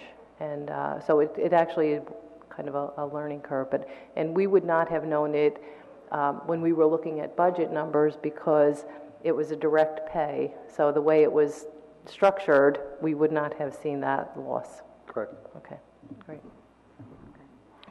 So I just want to confirm that that's the process you want to go through, is to send the letter to Park Mobile and then go out for RFP. Yeah, so according to the contract, if we don't terminate by a certain date, we will have to incur those costs for the next portion of the contract. It extends automatically.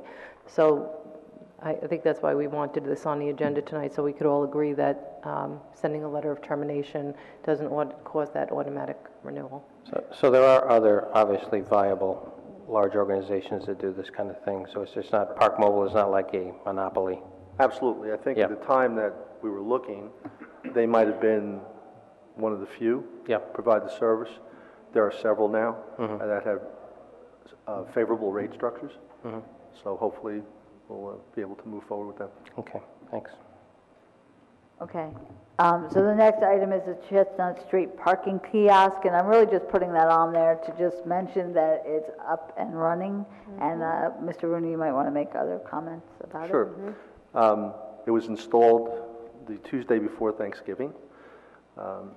We've had no complaints other than internal, where as with any new piece of equipment, you have a few glitches of making connectivity. We ran one day without having credit card accessibility because there's a glitch between the service provider, the merchant service provider, and Calais, who is the manufacturer of the kiosk.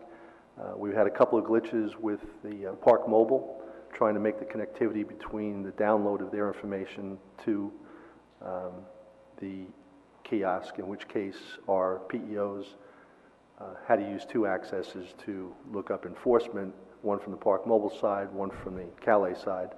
So that was a little bit of a struggle. We're almost resolved with that. By the end of the week, we should have that in place, tied in. So I think it's moved forward. It's user-friendly.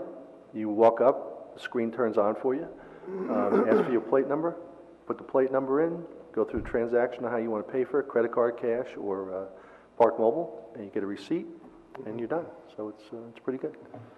I will tell you, I was in Newark this past weekend, and they too have Park Mobile, and they have kiosks on the street by Rutgers in Newark. And what they did is they have on there, when they took the meters off, they put numbers on the posts. And that is how they tie in by space to Park Mobile and the kiosk. So, that's a very cost-saving way of doing things. So that's something, if this works, we could look into down the road. So they didn't have to deal with the meter, the No, whole so thing. Yeah, they may that's have one smart. kiosk per block, and they may have 30 spaces, and each space has a number on it, and that's, rather than park And by it's on the plate. old meter stand? They No. put the number right, or they They just put just it put right the on the meter off space? the top, Oh, and they have, actually, they have a decorative post that looks like, in the old days when you tied the horse up to the post. It's got the loop on it.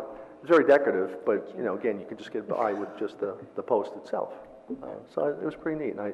But in Hoboken, they took out all the lines. They took out actually all the space markers and that you pay by kiosk because they find that left to your own devices without being told where to park, you actually gained more parking spaces because people took up physically less space than the spot allocated. So, Interesting. Yeah, so we have some things to look at as we move forward with this. Bob, just an observation, and it's interesting because the dialogue changed from a year ago when we went down to the league and we were talking to the kiosk vendors there last year, and when we talked to them now this year. And I know that we're thinking about finding a Park Mobile substitute. I don't think we can do that quickly enough. But sort of separately from a kiosk, but one of the things I notice now that a lot of the same vendors who were selling kiosks last year are still selling kiosks this year, but are now offering sort of these bundles where they allow, they're integrating the license plate reader technology, and they're also providing software that gives you a lot of metrics. And it seemed to me, and I mean, we weren't in the process of negotiating a contract when I was talking to them, but it seemed that the cost per transaction was significantly lower. Right. So, maybe the vendor that we've used for this kiosk might be somebody that we want to talk to and explore if we can sort of add on or expand that, that service, we might be able to gain some interesting capabilities in payment collection as well. One of the things that Calais does, which is the vendor we chose, they do have the license plate reader integration, which is what we're going to move forward to next with the handhelds for the PEOs. And their backroom operations for the types of reporting that they have, you can mold them into any assortment you want. It's all user-friendly. You can customize them. I'm very impressed with how they've put their product together. So. Yeah, I think Cali was, in particular, was the one that had just launched this new system. I forget the name of it, but even had the technology for kind of putting your phone next to the meter to be able to pay and so on. So the other good thing about Cali, which I have found, is they have fantastic support desk. I send an email, and within 5 minutes I get a response, whereas I struggle now with our other type of provider. Sometimes that takes a couple of days to make that turn. They're too busy counting our money. Yeah, right, exactly. Making those deposits. So I know Jay Chuck's in the audience. I'm just curious as to whether or not this is helping with enforcement too. It's making life easier for the people who are doing a lot of the writing of the tickets. I mean, is that helping? I don't want to speak on his behalf, but like I said, we struggled the first couple of weeks because they had to use two forms of website to enforce it. That hasn't been cleared yet. By Friday, I should have everything straightened out, in which case they'll only need to use one. But Jay, you think this is going to help? Yeah. Can you come up here, please? Yeah.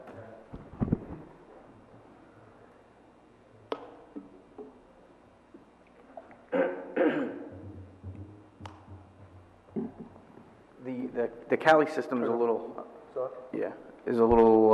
more user-friendly, and it also shows us history on the payment, which Park Mobile doesn't, so we'll be able to really monitor repeat parking and other issues that plague downtown. So you'll just be able to go to the kiosk itself without having to walk around the... No, so we don't have any interaction with the kiosk. It's web-based for the enforcement. Oh, okay, that's perfect. Yeah. So right now, as they're using their phones, they log into the web page and they look what's going on there. Oh, cool. The other thing it does is it provides the amount of time left on a fee. So if you park your car and you've got 4 minutes left, it counts down. It tells you it's got 4 minutes left. Not that we run there and wait for the car to happen, but at least it gives you an idea as to where people are moving and things like that. Yeah. With telling the user they have 4 minutes left, like run? Not only the user, but also the enforcement officers as to how much time is left. Whereas now you have to wait till you have to refresh and then go back and look to see if it's expired or not. So the other thing that Cali mentioned that they had now was the ability to help us manage our resident parking passes. Yes. So they have the software where somebody can come up. I know now we use a paper system. It's a nightmare. But it was, again, it provides, real-time metrics as to, and it also helps the renewal process because now you have a database of your users and it sort of goes out automatically. Right, so they have an online system, so you can do all your parking permits online rather than have to come into Village Hall. Yes, and I think we'll probably make that part of the RFP to see what other vendors also have that. Thank you. Yeah, that was an impressive system with the parking permit process. Yep. It was impressive. Yeah, I would just like to add that I used it last week, and I walked up to the kiosk, and I saw that it wasn't on. The first thing I thought was, I can't believe it, this thing is broken already.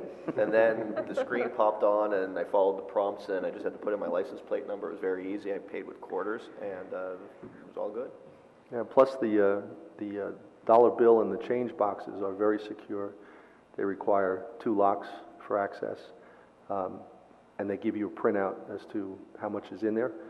So the first pass we did was we brought it back in and counted it in-house here just to make sure that it was reliable. We'll do that. We'll continue to do that.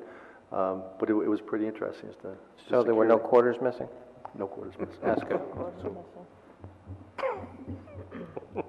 Okay, if you just stay here for a minute. The next is the Cottage Place lot and the employee parking spaces. I know we've all experienced the fact that the CBD employees are not using all of the spots allocated to them in the Cottage Place lot. So what I'm going to ask Sergeant Chuck to do is to provide us with a number of spaces he thinks that we can reallocate to the general parking. Because, it is frustrating, obviously, for shoppers, diners, people, going to movies, to go into that lot and see spaces available and then not be able to use them because they're for employees. So, as long as you're in agreement, we'll go forward with that and prepare an ordinance to return some of those spaces back to the general parking. No, I just have to add the level of frustration with this initiative because, this is something that was supposed to, help the businesses or the employees of the businesses make the right decisions. And the right decision is not taking up the parking spot that's right in front of your establishment. That should be left up to the customers. And the fact that there was so little promotion within the business community and enforcement of it to ensure that employees are actually taking up, us up on giving not only extended hours on the meters, but a 50% discount on the fee, I think is just shameful. And I'll gladly put those back into the system because right now what we've essentially done is, help them take up 2 spaces instead of 1. And what was especially egregious in that is that and I shared this story, that I pulled into that parking lot and I had a parking space and I put my quarters in. And as I was getting out of my car, I saw the parking enforcement officer issuing tickets to vehicles in the empty employee spaces. All the employee spaces were empty. The only 6 vehicles that were parked in those empty spaces were 6 shoppers, and they all had tickets on their cars. And I just thought, this is bad because, these empty spaces, they're just sitting there, and now we've ticketed shoppers. So we can't do this quick enough. It's not right. Right. This has always been a work in progress. So, we put it out there. We offered the discount. We did everything on our end that we possibly could do. And if the spaces aren't being used, then we're just going to take them back and put them in the general parking. So they will be used. Right, and you are right, because they are taking up 2 spaces, because we've reserved a space in the lot for them, and then they're still taking up the street spaces, so it's not for lack of our effort, though. So are you recommending a number, Jay? So we've never seen that lot 50% full. Yeah. Which is disappointing, because you guys really made an effort for long-term parking for the employees. The funny thing is that the Walnut Street lot, which is a quarter of the size, is 99% full all day long. Yeah. And it's also full price, but they get the 8 hours. So it's disappointing, but we've never seen Cottage Street lot more than half full. I think right now there's about 45 spots there. Yeah. So we may definitely be able to return possibly 25 to the general parking. But maybe you could just look over, if you could estimate historically, and just give us a number. Sure. And possibly we could even introduce the ordinance next week. Yeah. So. And just if there's any way to keep it like a clean line on it, so kind of the way we did with the Hudson lot when we reallocated, we kept it a very clean box, so we didn't have like some here and some there, you know. with Yeah, that- we'll try to do it yeah, that we'll way. try and keep it as, whatever that number shakes out. Yeah, we'll just if keep you it- wanted that, the easiest thing would be to do the island side. If we Right. gave back all those spots right away, Right. that's probably around 12 to 15 spots. Right. Just off the top of my head. That would leave the whole side closest to the school Right. a clean block. And then if we were to take some away from that area, we could take them closest to Cottage, so the employees are closest to the back seal end. funds, right? Okay, sounds good, okay. Do we have to return any of the monies that these little stickers? I mean, it probably is minimal anyways. It's $20 you have to, No, don't you get like a because- $20? Because they're using the spots, they're just not using the ones in Cottage. They're, Oh, okay, they're so- going to Walnut. Yeah, so we don't need they're to going- return any monies? for No, this? not at Okay, all. fine. All right. Yeah. Great, thank you. Okay, thanks.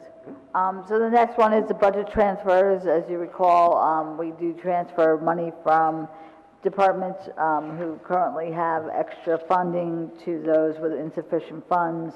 There is an explanation about the transfers taking place, and so this will be done in December. Any questions, comments? Okay, the next item is our quarterly financial report from Bob Rooney, our CFO. So in the current fund revenue stream, again, I can answer any questions you may have by line item, but in total, we're directly on budget, 75% through September. We know of, obviously, state aid will be coming through this month, and there are a couple of things in here that, are just based upon the timing as to when it's billed and when it's collected. So are you on page 3, Bob? Bottom line of page 3. That's 3, right. okay. Again, for those items that were billed, we follow up this month with phone calls, just to remind users to get their money in before the end of the year, because that's the only way we can record it is on a cash basis. So on the appropriations, going down the right side, I identified those explanations of some of the fluctuations. Anything that shows up as highlighted was part of the resolution in November and this month for your consideration for transfers to add additional funds to these items for line items for whatever reason, whether it be the timing of costs, things that weren't anticipated when we started the year in the budget, moving items around because of movement of people. Maybe when we started the year, we had them budgeted in a certain location, and for whatever reason, that movement should have been to another department. So the transfers bring us, true things up, and help us out in the areas that we have shortcomings. In water, which is the page 1 of the second section. Bottom line, we're totally favorable. We're about 74% of our budget, so that's a good thing. In water, we're about 70% of revenues, 69% in the rental area, primarily because of the sale of water. A lot of rain this year, so we didn't have the same usage that we did last year. That is offset in the appropriation side by other expenses because we had less water purchased. So it's a twofold thing, and they offset each other. So that's favorable. And as far as the ratio of revenue to expenditure, we're at 70% of budget on the revenue side and 68% on the appropriation side. And under parking, our total revenue is 68% of anticipated revenue for the year. On our parking meter revenue, we're at 65%. That impact is from the result of more usage of Park Mobile and not having the full 100% of currency that we would normally collect. The appropriation side is about the same, 67% of what our anticipated budget is. So they're sort of offset by each other. So it looks like we're about short 100K based on Park Mobile. I'm just doing, you said, just kind of chewing up the numbers. You said it should be at 75%, we're at 65%, so just making a rough guess of 950 we Right. should be at, and we're short about 115, 120,000 We're because going of Park Mobile. to be just under what we anticipate in the budget. That's my estimate for the year. Yeah. So that's the effect. That's where we're going to be short, 100 and, we're going to end up being short about 150? Around 100, I'd say. 100? Okay. Yeah. But we're also holding back on our expenditures so that we're trying to match the usage there to the revenue stream. Okay, any other questions? And that's all because of that fee, huh? Because we're only collecting 75% of the revenue, or 79% of the revenue, we're missing out on 21% of it. Yeah. 21% has a definite impact. Okay, got it. All right, thanks. I think it just, for the record, I think it would be helpful, we had those numbers we worked on. I had those numbers with all the calculations on it. Yes, I did that for I guess, last meeting. I can certainly give it to you again. Yeah, I think it would be helpful just to distribute it to everyone after, I know we sat down and kind of crunched. No, I have it from May of 15 when we started, the impact all the way through to current. So yes, I'll get that. We'll provide that to you. Sure. I think it's just helpful to put the number, because Jeff's asking a question, but it's kind of plus or minus in some instances, so. Right. So the next item is the 2018 cash management plan. This is done annually. This is used as a guide for depositing and investing the village's funds. No plan changes are proposed for 2018. Just curious, what are we investing our money in? Nothing. Nothing? It's sitting in cash? We get overnight deposit, the 0.2%. For overnight, but there isn't anything out there that you can lock in that's favorable. Really? Yeah.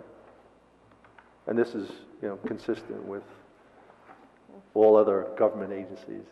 Unless you have a big, something that you have a windfall, for example, of some type of transaction, to go out 3 months, 6 months, whatever, a year is very difficult to do.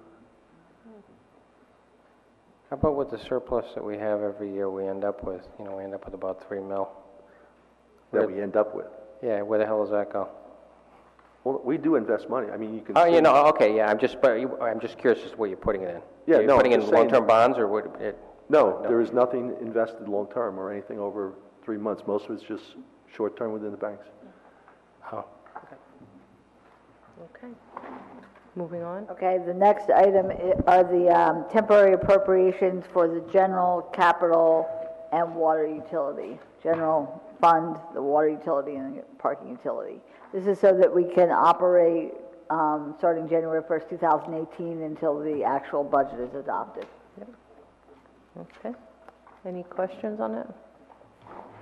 Moving on. The next item is declaring a van that is currently being used by the Traffic and Signal Department, surplus property, has approximate mileage of about 88,000 miles. Questions? We're good on that one. Okay, the next one is canceling real estate taxes for disabled veteran, block 3609, lot 4. This is where they're certified by the U.S. Department of Veterans Affairs. This gentleman was certified August 31st of this year. The amount of property taxes billed and paid since the effective date of August 31st is $5,929.12. And so this is a resolution authorizing the cancellation of property taxes as well as a refund of the almost $6,000. Any questions on this? This is a good thing. Okay. The next item is the landfill disposal of solid waste. Went out for bid for this. 3 bid specifications were picked up. 2 bids we received. IWS Transfer Systems is actually the low bidder. They also are the current provider. Their current rate is $68.95 per ton. Their new rate is actually $66.95 per ton. So the average tonnage disposed of per year is about 9,000 tons.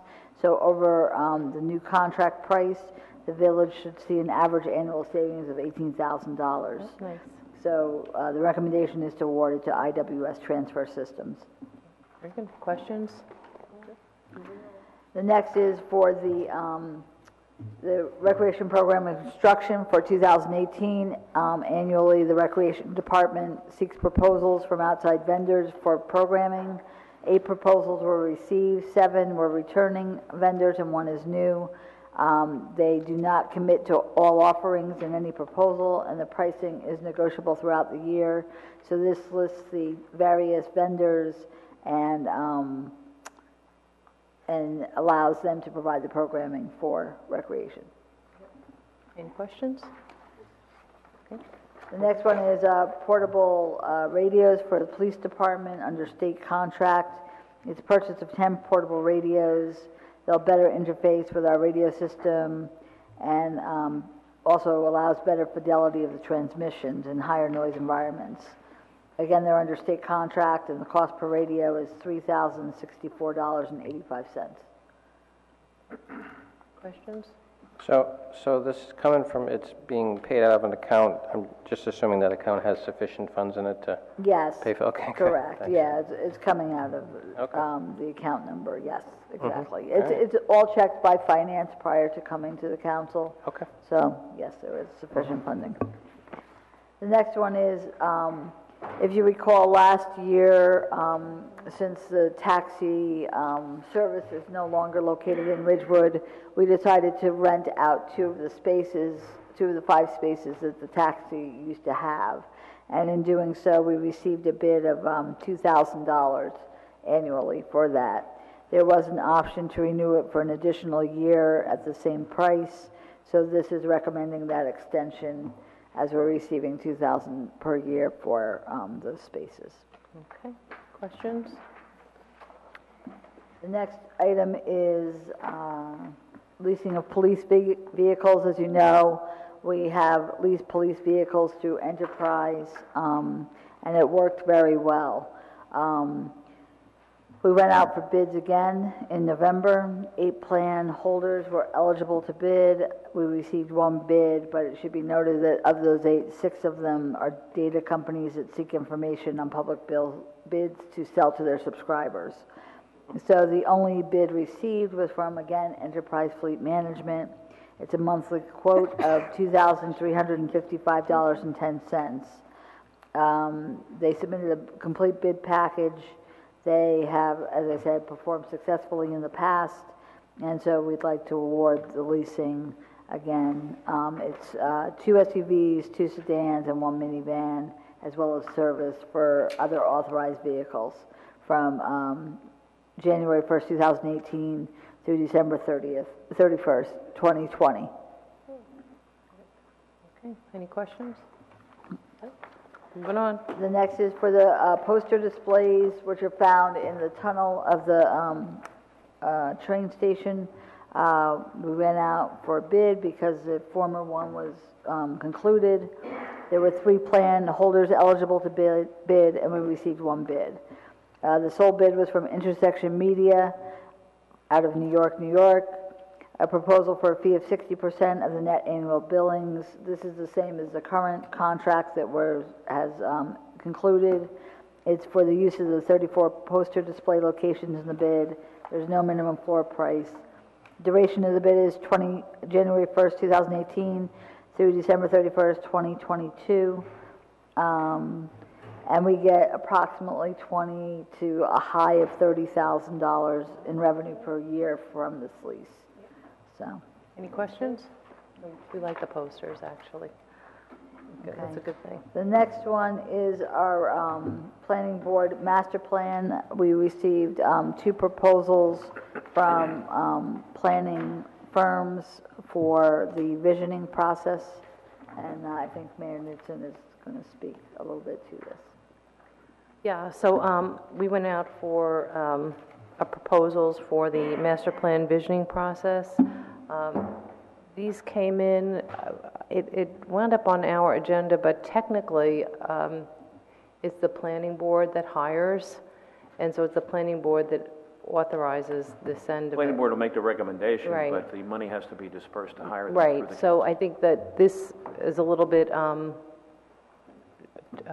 too soon.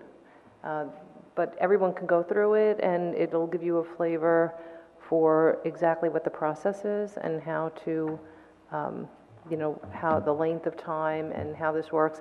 And there is actually, I don't know if it's in here, there was a third proposal, and so we'll get that to everyone by email. So at least you'll understand it and know what we're looking at.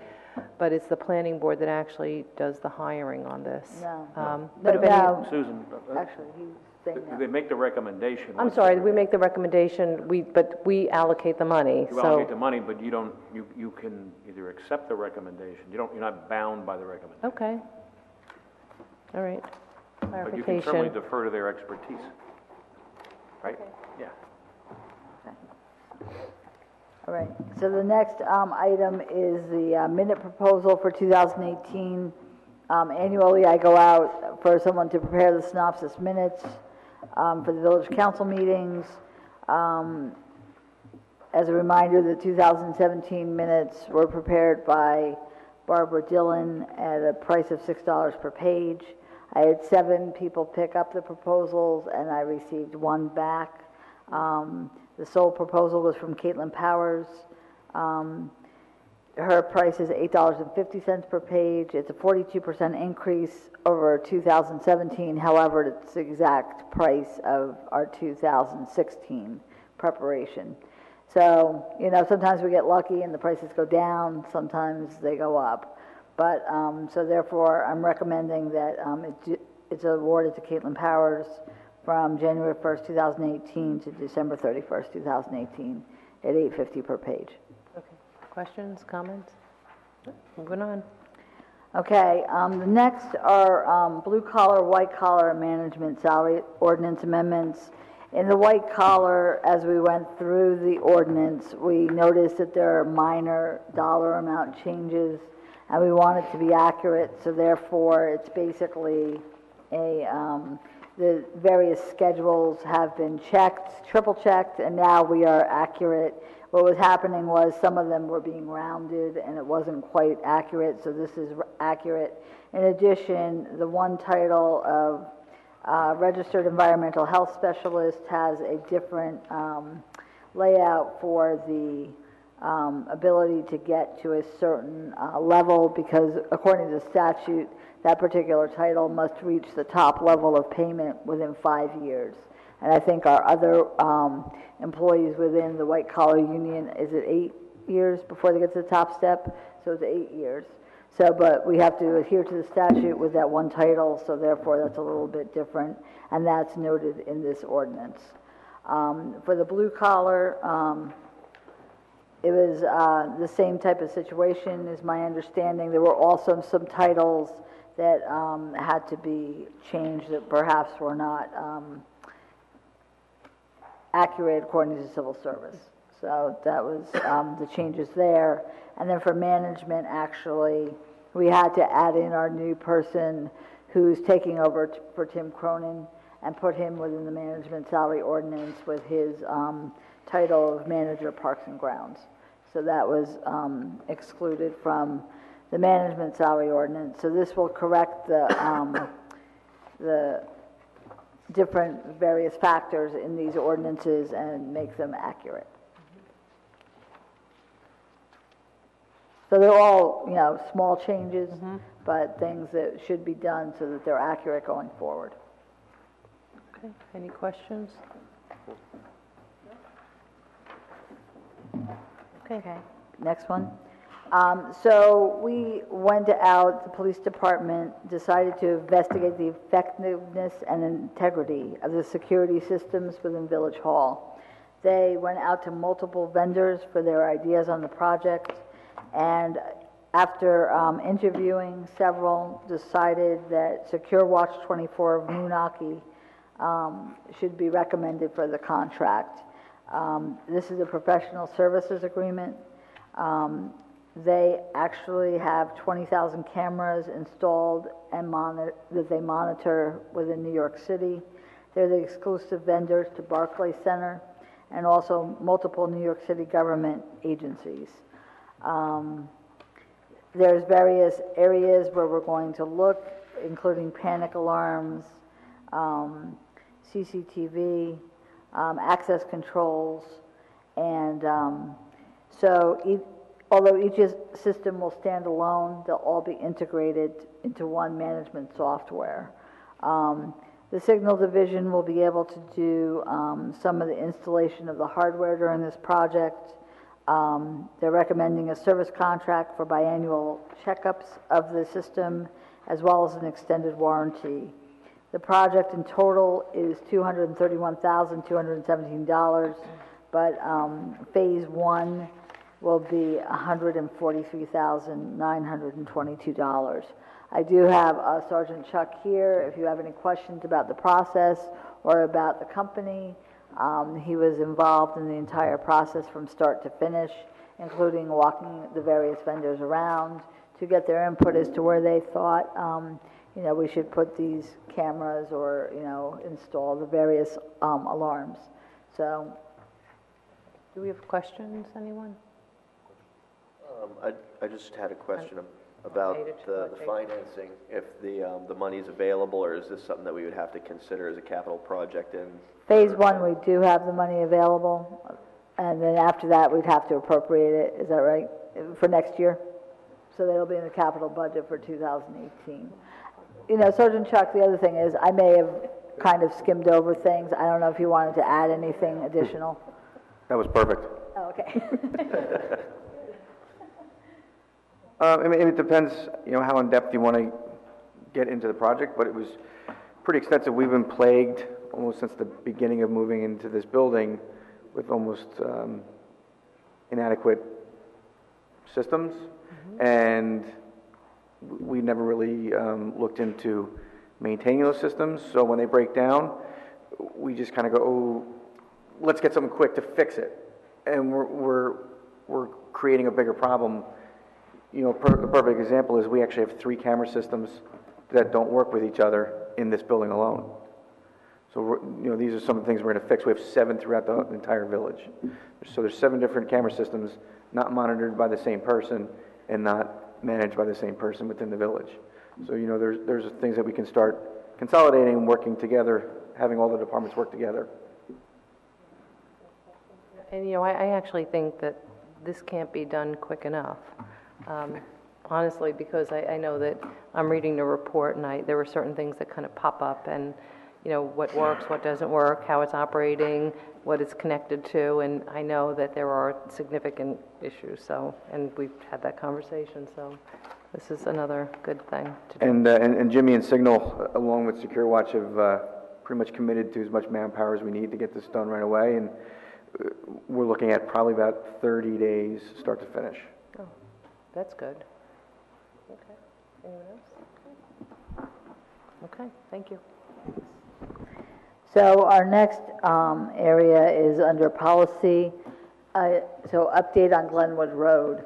I know that, as you may recall, the New Jersey Department of Transportation, New Jersey Transit, came to both the borough of Hohokus and the village of Ridgewood to tell us that they were considering closing down the ability to go over the train tracks from Hohokus to Ridgewood or vice versa by Glenwood Road.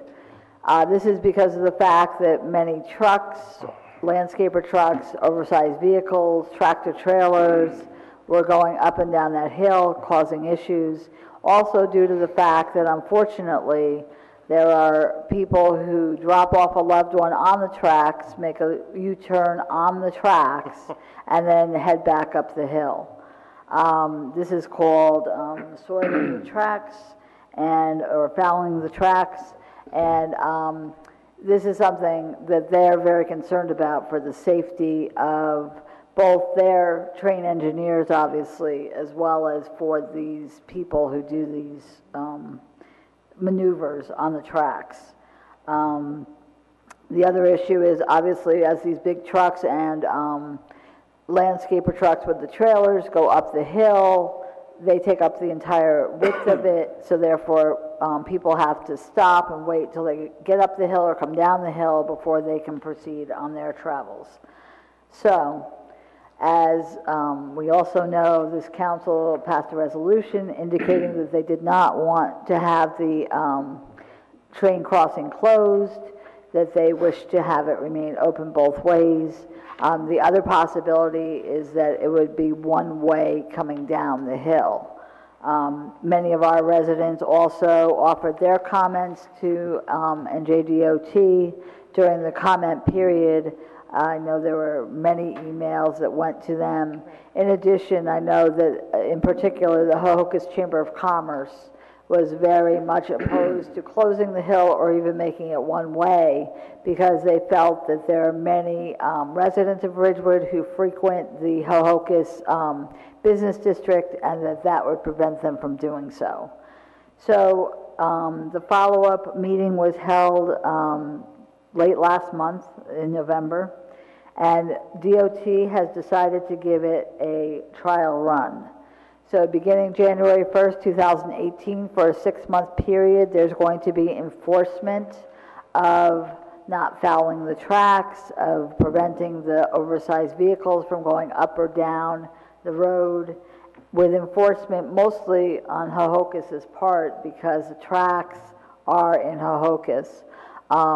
We have agreed to work with them and work in conjunction with the Hohokus Police Department, our police department. We have already put up speed signs at the top of Glenwood Road, also at the bottom. There are going to be permanent signs, street signs also put up at Warren Avenue and Franklin Turnpike before they start going up the hill towards the bridge that then goes to the tracks, indicating that truck traffic is prohibited, which should prevent those oversized trucks. So it'll be a 6-month period of enforcement. Then there'll be a 3-month quiet period, is what they call it, when there will not be enforcement. And hopefully during that 6-month period, those people who are currently fouling the tracks, making U-turns on them, will stop doing so. Because not only are we going to be monitoring it, but in addition, it's going to be monitored by DOT. So they are sporadically going to be there. If they see that it continues to happen, whether or not we're enforcing it or Hohokus is enforcing it, they're going to make note of when these incidents occur. So during this 3-month quiet period, they're hopeful that the 6-month period of enforcement has driven this home to the residents, to the people who are driving the trucks and the landscaper vehicles, that they cannot do this anymore. And then after the entire 9-month period, they will come back with their final decision. Their final decision is going to be based on probably records of enforcement, what has been done as far as that's concerned, as well as their own observations. So their final options will be leave the at-grade crossing as it is with two-way traffic, require implementation of one-way traffic only across the at-grade crossing, which is coming down the hill, or closing the at-grade crossing altogether to vehicular traffic. This puts the onus on those truck drivers as well as our residents, because most of Ridgewood residents are the ones coming down, making that U-turn and going back up the hill because they don't want to go further to turn around and go back up, or go further and go another way to return to where they came from. So it's putting the responsibility in our residents' hands.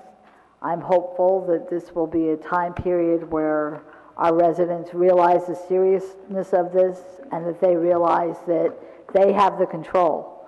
And so if they want to keep it open both ways, this is their opportunity to show that they are no longer going to do these prohibited activities. And if they choose not to, then quite frankly, DOT really has no options except to go to one of their other options, which is either the one-way or closing it completely, because they are very concerned with safety on their tracks. Mr. Redesauser indicated that with these trucks, we've always allowed local delivery to go onto this area of roadway. He is proposing at this time that we prohibit that, and we don't allow any trucks over no longer than 22 feet and or in excess of 10,000 pounds to not use that hill at all. So my recommendation, I agree with him that we should do that prohibition. And so I would like the council to consider doing that and allowing us to introduce the ordinance next week. Yeah, I was just going to ask, we would have to get that rolling next week, and I think that we should. I don't know, anyone else? Yeah, I have a couple questions. The signs that you use, those flashing signs you put up, they're great. Good. I mean, they get the message home. And will they be up for a period of time? Yeah, they're going to be up pretty consistently as much as we can. Obviously, we use them for speeding as well, but that'll be up for, as much as we can during this 6-month period coming up. We've started putting them up already, in anticipation of that beginning. At the bottom of the hill and top of the hill, that's absolutely wonderful. That certainly drives the message home. I'm assuming you mentioned trailers, but you don't, specifically in the ordinance, it doesn't mention trailers. It mentions 22 feet. I mean, does that need to be in the ordinance? I'll ask Mr. Rudishauser specifically, but it is if it's more than 22 feet in length. Okay. And I would assume that most, because it says vehicles including loads or content of any part or portion thereof. Okay. Shall not exceed 22 feet in length. So I would assume that would be a trailer on a landscape or truck. And then the last thing, and I don't know if this is an exercise that we should consider, but if it does end up going very drastic, in other words, we close that down or it goes one way, what's going to be the effect on West Glen, most especially? I would imagine most of that traffic's start dumping into that road. Most likely. And so I'm wondering if we should do some kind of a traffic analysis of adding that much traffic to that road. What is going to happen? Because I would imagine a lot of the traffic is just going to back up. It's going to make it worse. It already backs up anyways. Well, again, this is up to our residents to make sure that doesn't happen. And part of this is going to be education. Part of it is going to be that we put it on our website, that we try to get information to the newspapers and the media so that they can put it on, into their communications. We'll do e-notices. So, that's going to be part of it as well. I know that DOT or NJT has a educational program that they offer for students. It's a possibility we may be able to do this for juniors and seniors in high school who are, beginning to drive, and possibly just so that they're aware of it as well. But well, I'm even thinking, even as a deterrent, if we did some kind of study that actually showed what would happen if we took this away and it ended up on West Glen, this is what is going to happen to our roads if you don't comply.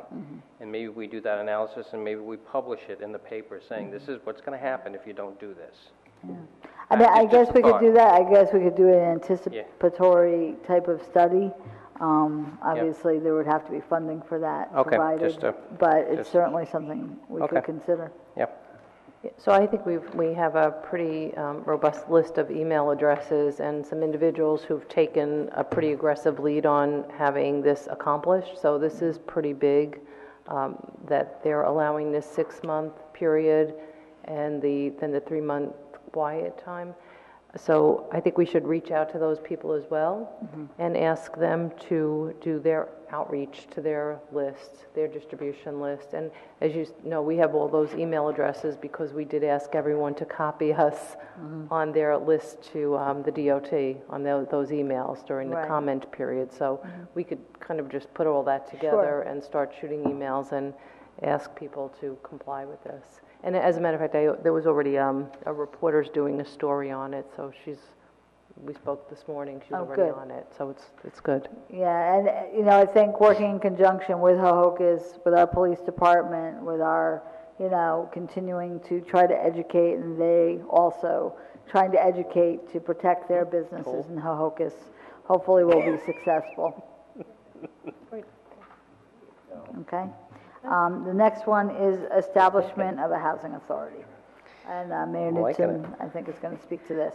So actually, we're just kind of floating this, that it might not really be feasible, but it's something just to decide whether or not we want to pursue this. It could be just a financial impossibility and a financial burden, but with the number of affordable units that will be possibly available in the village, and specifically the available units, affordable special needs units, having the opportunity to manage that on our own could be a benefit, but it also comes with the risk of being a potential financial and administrative burden. I don't know if Matt wants to speak to any of it. No, it was an idea that we thought about because there are certain communities that do have housing authorities, usually in bigger communities, but it is a mechanism that it would be helpful in terms of managing it. We'd certainly like to look at it, and I think we've got to explore whether or not that is. So that's what we're trying to do at this point, is just to see if it will provide the municipality or the village with an advantage, and if it'll be a benefit to the community. So that's what we're trying to look at. And it would give us a better understanding of the affordable units that we do have available in our inventory and the utilization of those. And I know that we have, don't we have an outside consultant on one piece of it? Right, for the affordable housing, we haven't used that person, but we're going to have to hire a consultant because of the fact that that person or that entity will have to determine, the affordable housing, develop the lists, go through all the financial information for those applying. So it's certainly something that we can't do in-house unless we were to hire a full-time person to do this. So it makes sense to outsource it, really. So the question, I guess, is whether or not this is something, and it's a new process for me, and I haven't really taken the time to study it and have a comprehensive understanding. I'm kind of thinking that Matt has a good handle on it, or somewhat. Well, what I would like to do is just gather the information and report back to the council with it and give you the pros and cons and just see if it's something you want to look at. And so I guess that's the question, is whether or not we want Matt to do that, if we think there's some benefit to it.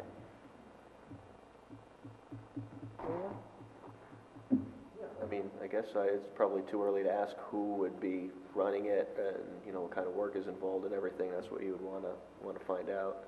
Yeah, I think that's the information that Matt would bring back, and I think very early on we'll know whether or not it's even, cost prohibitive, whether it's administratively prohibitive. And I think we do have a little bit of time because we are still in the stages of settlement discussions on the affordable housing declaratory judgment action. We would expect some type of a fairness hearing scheduling. We don't even have a fairness hearing date scheduled yet. Our immunity goes to the end of January. We have a status conference probably the third week of January, so we'll know a little bit more there, but we do have a window to take a look at this. We'll take a look and gather information gathering and see what we come up with. Okay, so we'll put that on maybe the end of January. Or, maybe one of our meetings beginning of January. Okay. So we'll put it on again for January. The next one is opposing the new regulations on beekeeping. We do have a letter here from Janet Katz, who's the president of the New Jersey Beekeepers Association. The new regulations, as Mr. Mortimer indicated, are detrimentary to the village. She actually estimates that at least 10 village beekeepers would be in violation of the regulations immediately if they're adopted. The major area where they'd be in violation is the amount of property that one has to have. And so anything, if it's not in an agricultural area, which we're not, if it's less than 1/4 of an acre, if it's been there since July 31st, 2015, the hobbyist beekeeper may seek a waiver through the state.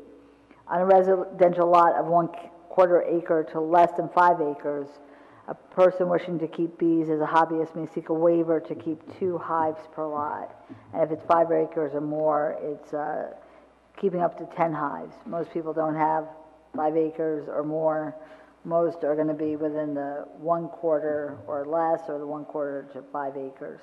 And the other thing is that the beekeeper has to locate all hives a minimum of 10 feet from any property line, 25 feet from any roadside, sidewalk, or path, and 85 feet away from any public place, including playgrounds, sports fields, schools, churches, unless it's permissions granted because it's educational or research purposes. So there are other regulations as well, but I think the major areas where our current beekeepers would be in violation would be the size of the property. Right. And again, I think as Mr. Mortimer pointed out, they did have public comment. It was a particular beekeeper in a particular municipality where there was an issue, and for some reason they crafted the regulations almost, it seems, exclusively on this incident. So what they're requesting is that we oppose this, so that would probably be done through a resolution if the village council would like to do so. Okay. So, go ahead. So what was the incident that everybody's referring to? Was it like a, did the There hive was move? there was swarming, I believe, of yeah. bees. Yeah, I mean, Mr. Mortimer might have more input if you'd like to, if you're willing to have him come up. I'm sure he's better versed than I am. Yeah. Because I just did it through reading it, and he's probably heard about it. I mean, there's swarms that occur naturally by Right. wild bees, that aren't. So there was a beekeeper who he had way too many hives on his property, but in addition, first and foremost, he was a bad neighbor because he also had chickens with a rooster, he had rabbits, he wanted exotic birds, so he was somebody that nobody would want to be a neighbor for. And so the New Jersey beekeepers had said, this is not good, this should not happen. So it was mostly the excessiveness of the hives that he had, and then if his hives did swarm, anecdotally there's a story that he would charge these neighbors to retrieve the swarm of his own, quote unquote, his own bees. So to me, what I think the regulations should be written is that if somebody like that happens, ban them from having bees on their property. Absolutely, they shouldn't do that. But there's over 3,000 beekeepers in New Jersey. And so it's not a typical thing, Yeah. and so it's crazy. And then if you get into the scientific definitions of what they wrote, they're crazy. Like there's a thing called a nuke or nucleus, which is a smaller hive that we use as spare parts to make the hive more successful. They kind of have it defined as like a spillway to a river. So if there's too many bees, they'll just naturally go in there, and then we won't have swarming. So it's absolutely without scientific merit of how it was written. Okay.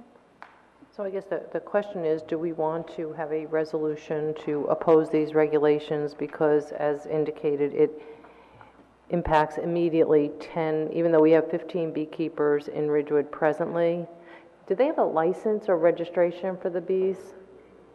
Through the state? Yeah, come back up, I'm sorry. It's required that you register with the Department of Agriculture. Okay. So then that way that if there's pesticides or if they need to be inspected, they can be. Okay. And the initial guidelines that they used to have before these proposals, everyone agrees with the guidelines and like the keeping it from the property line. Everyone adheres to that. Okay. So that's how they know we have X number of beekeepers registered to, I was just kind of curious. Oh, I'm sorry. That's because that's somebody we have registered through the New Jersey Beekeepers Association. So in my club, there's the 13 different people that are registered. Right. So we have immediately 10 of our residents that are impacted by this new regulation that would have to then seek waivers. Okay, thanks, Frank. Okay, so just a yes or no if we want to do this. Yeah, I'd say yes. I mean, You're the first bee city in New Jersey. I know, we have to maintain. Step up and oppose this. Absolutely. Okay, we're good. We're going to adopt a resolution. We'll put that together for next week. Okay. Okay, good. The next several are for community development block grants. So the first one is for Share Inc. at their 104 Cottage Place location. They're looking for a boiler improvement project for $12,925. Air conditioning improvement project for $13,600. Okay. Let me do the other two for the community development block grant, and I'll come back to the municipal alliance. The village itself is applying for a community development block grant to construct a sloped ramp from the entrance exit of the Ridgecrest Senior Housing along Ridge Road to the accessible entry to the train station. It'll provide an easy entry to our business district through the ADA compliant train station platforms, elevators, and pedestrian tunnel. So that's the one that the village is going to apply for. And then the last one is Family Promise of Bergen County, who is applying for $25,000 for providing shelter and support to homeless working families. As a reminder, these community development block grants don't obligate the funds of the village, but an endorsing resolution is required because they're located within the village. Obviously, in the case of the village itself, it will obligate our funds, but that's the only one. Any questions? Okay, so the final one is the Municipal Alliance grant. That's done annually. For 2018-2019, the grant is $11,677, and they put on usually programming, and it's for alcohol and drug abuse. There's usually some kind of presentation that's given. So, and this is so that we can accept that grant, apply for and accept that grant. Okay. Questions? Okay. Okay, so now we have the review of next week's meeting. We have proclamation for Drive Sober or Get Pulled Over, which is the annual crackdown on drunk driving. We have no introduction of ordinances or public hearing for Ridgewood Water. We have Title 59 approval and award of contract for line stop and valve insertion services, awarding contract under state contract for emergency generators, awarding contract for water billing and data collection processing services, award professional services contract for evaluation of water quality, authorizing change order number 1 for professional services for the Lafayette Reservoir improvements, and authorizing change order number 1 for the SCADA system software. Introduction of ordinances included white collar, blue collar, and management salary ordinances. Public hearing on ordinances includes amending Chapter 265, Vehicles and Traffic, establishing stop signs at Cliff Street and First Street, amending Chapter 265, Vehicles and Traffic, establishing stop signs at various locations at intersections with West End Avenue, and amending Chapter 190, the Land Use and Development, allowing certain illuminated interior signs in the Central Business District.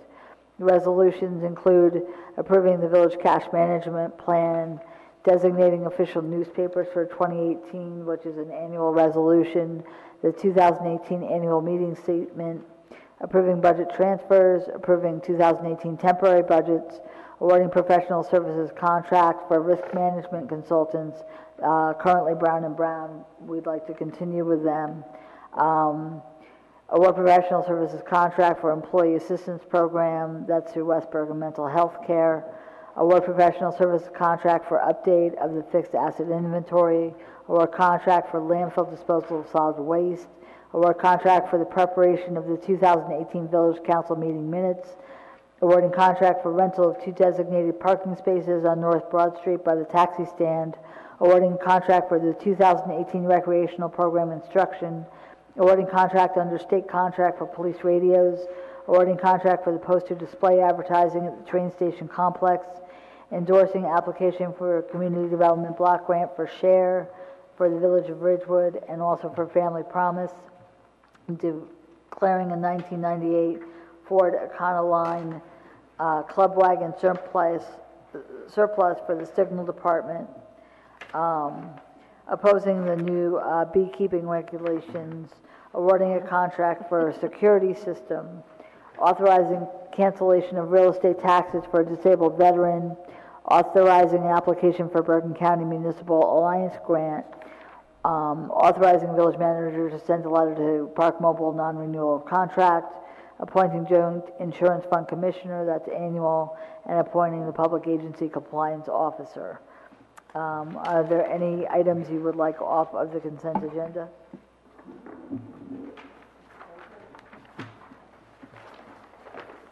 So the next item is the manager's report.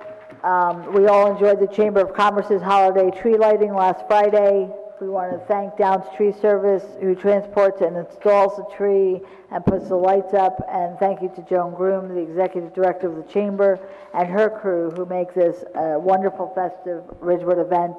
It was not too chilly, it wasn't raining, thankfully, so it was a wonderful event. Santa will be in his house in Memorial Park at Van Ness Square on Saturday, December 9th and 16th from 12 noon to 3 p.m. and on December 23rd from 12 noon to 2 p.m. Holiday displays, the menorah and the nativity have been installed in Memorial Park at Van Ness Square. The menorah lighting is scheduled for the first night of Hanukkah, which is December 12th at 5:30 p.m., and everyone is invited to attend. Annual parking permits will go on sale at Village Hall Monday, December 18th. The premium permits are $1,000 for the year, and it allows the resident to park in any parking lot, including the train station, Hudson, and Chestnut Street lots. A maximum of 210 premium permits will be sold. We found that that's an optimal number where people can still get spots and it's not oversold. The public valet parking, as a reminder, is available every Friday and Saturday evening, 6 p.m. to 1 a.m. at Van Ness Square. It's $5 per car. A reminder again about the estate card. This is a good time to sign up if you haven't done so yet. Local businesses offer rewards as well as online vendors during this holiday season when many people shop. It's a good way to increase the rewards that you will accumulate.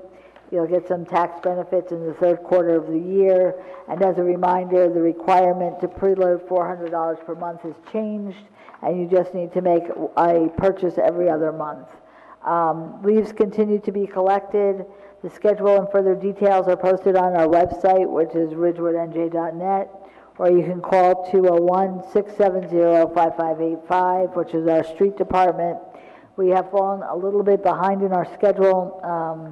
We've had some mechanical equipment issues with our leaf vacs, but we hope to resolve these by the end of the week and return to our schedule. Again, if your area has already been picked up, do not put out the leaves again. If you do have the bags, you can always bag your leaves, and our crews continue to go throughout the village on daily basis, picking up bags in various areas, not just the area where they're picking up the leaves. So that's always an option.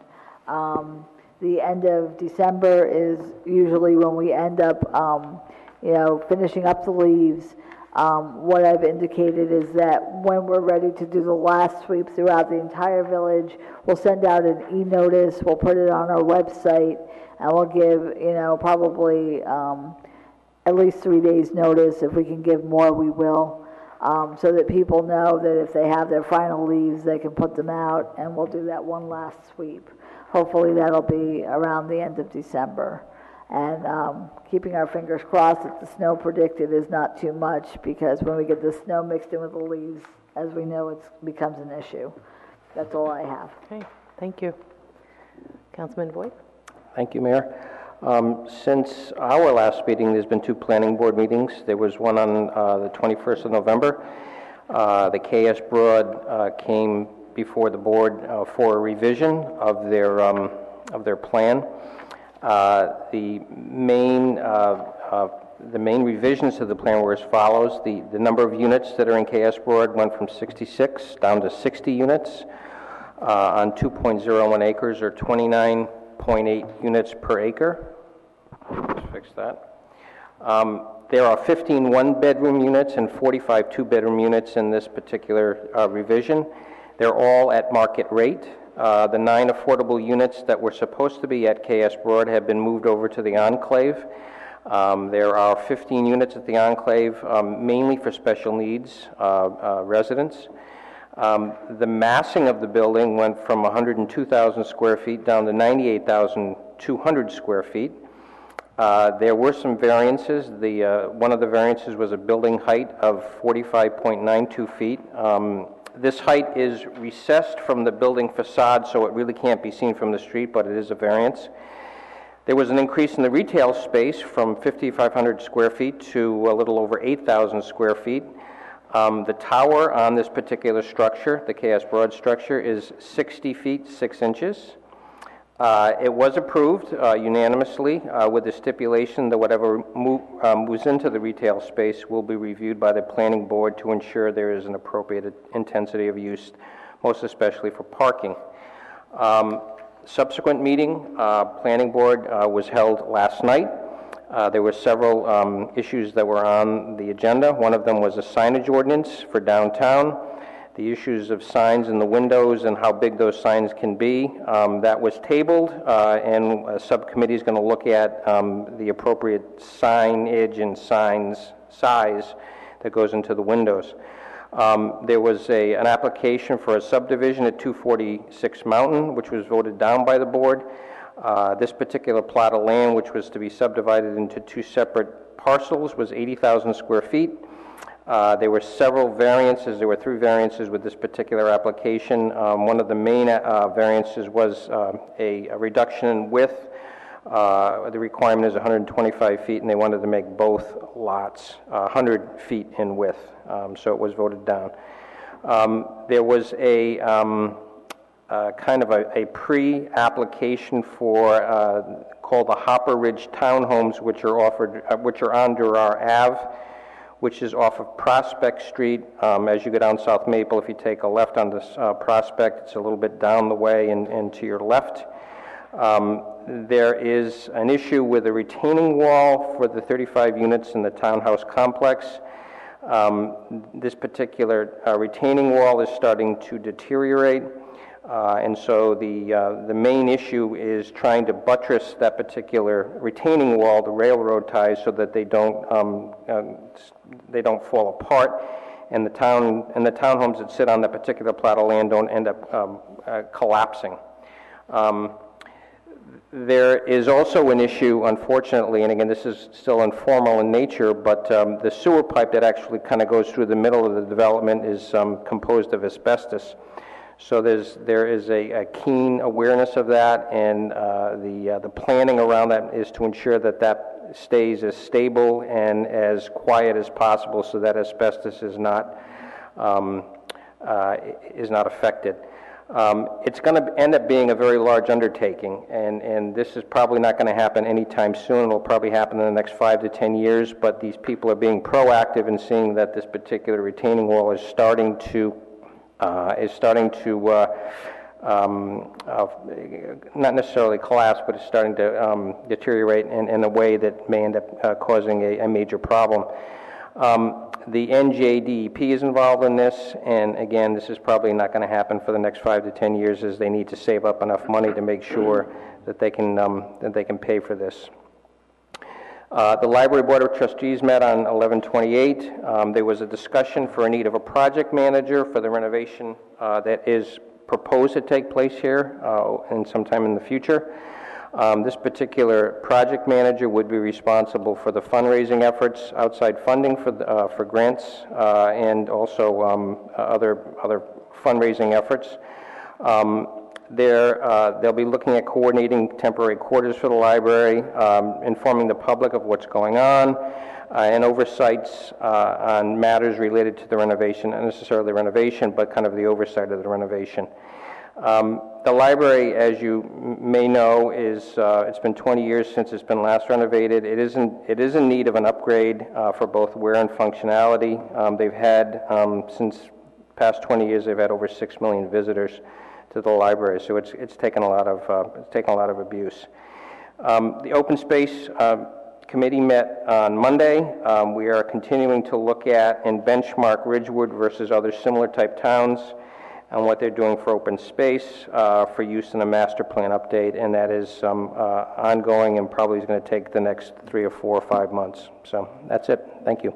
Great, thank you. Deputy Mayor? Thank you, Mayor. Since last time, there was the Elder Dinner at Old Paramus Reformed Church, which was a wonderful event. I'd like to thank everybody who was involved in that, the volunteers, the donors.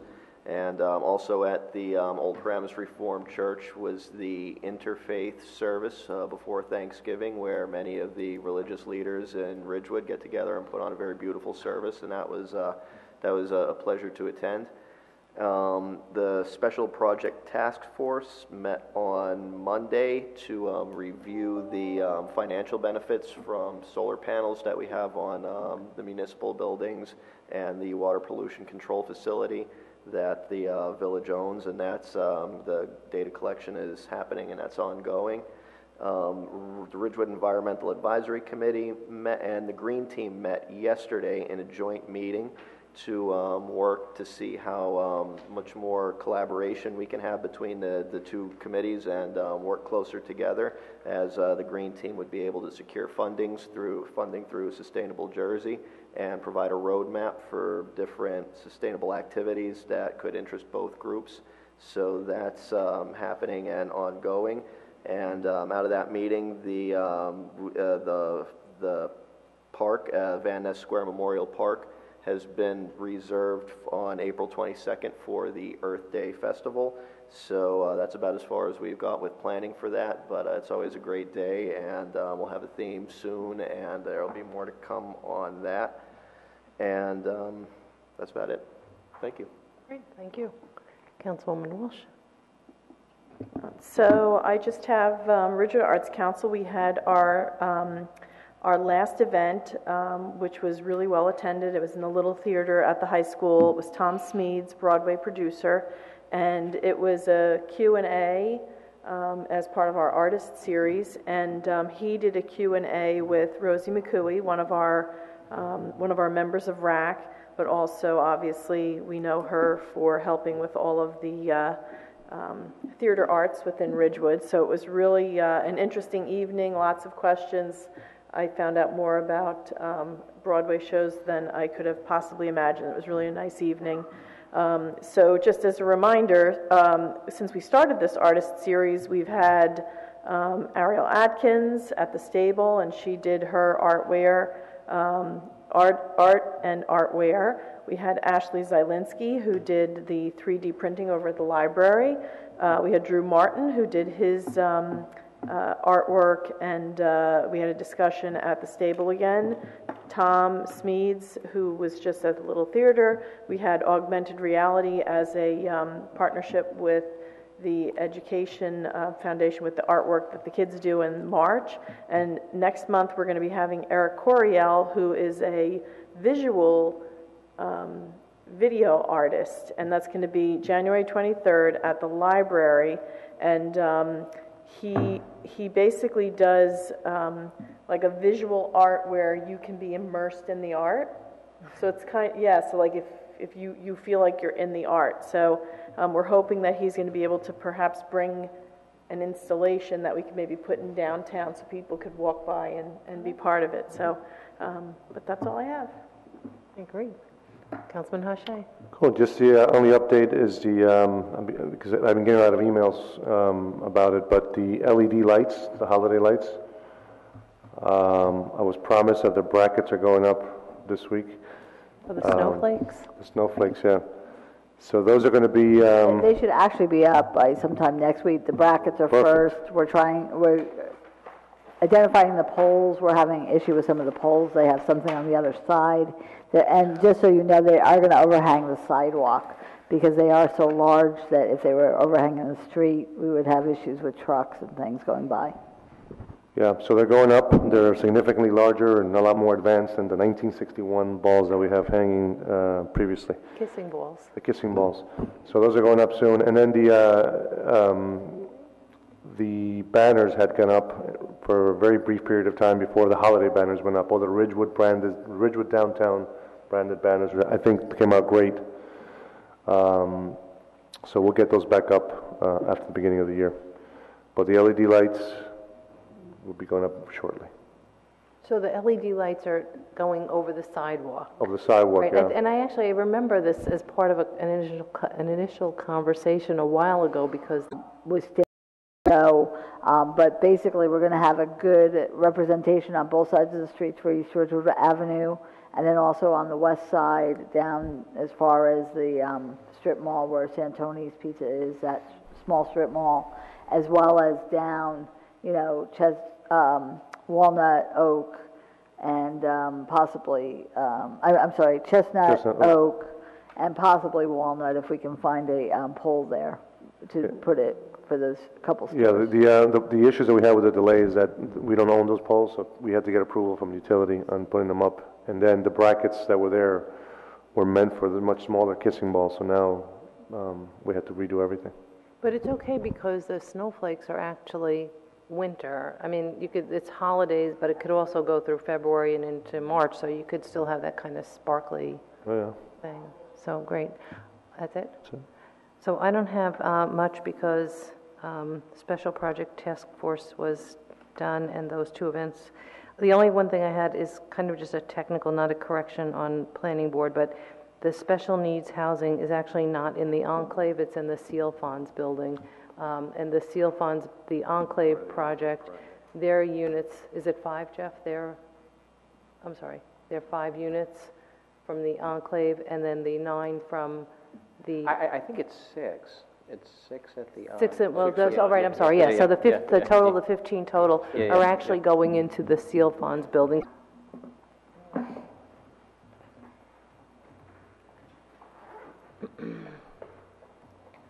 Please wish Matt and Heather happy birthday. Happy birthday. It says right here. Boyd Loving, 342 South Irving Street. Well, quite a bombshell. It's very disturbing to hear that the council did not approve something and someone signed off on it. And now the taxpayers are out some money. So what are we going to do about it? My question is, this was obviously an error that was made by someone. Hopefully it wasn't a deliberate action. We won't go there. This is obviously an error that was made by someone. My question is, we have an insurance policy.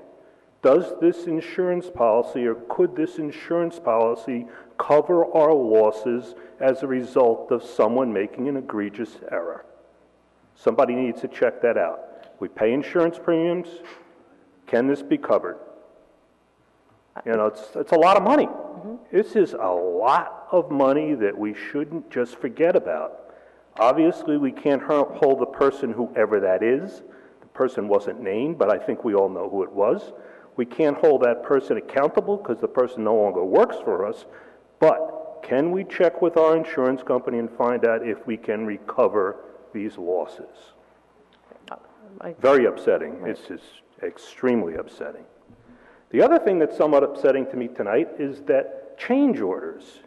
You approved one change order tonight that resulted in a 24% increase in the original purchase price.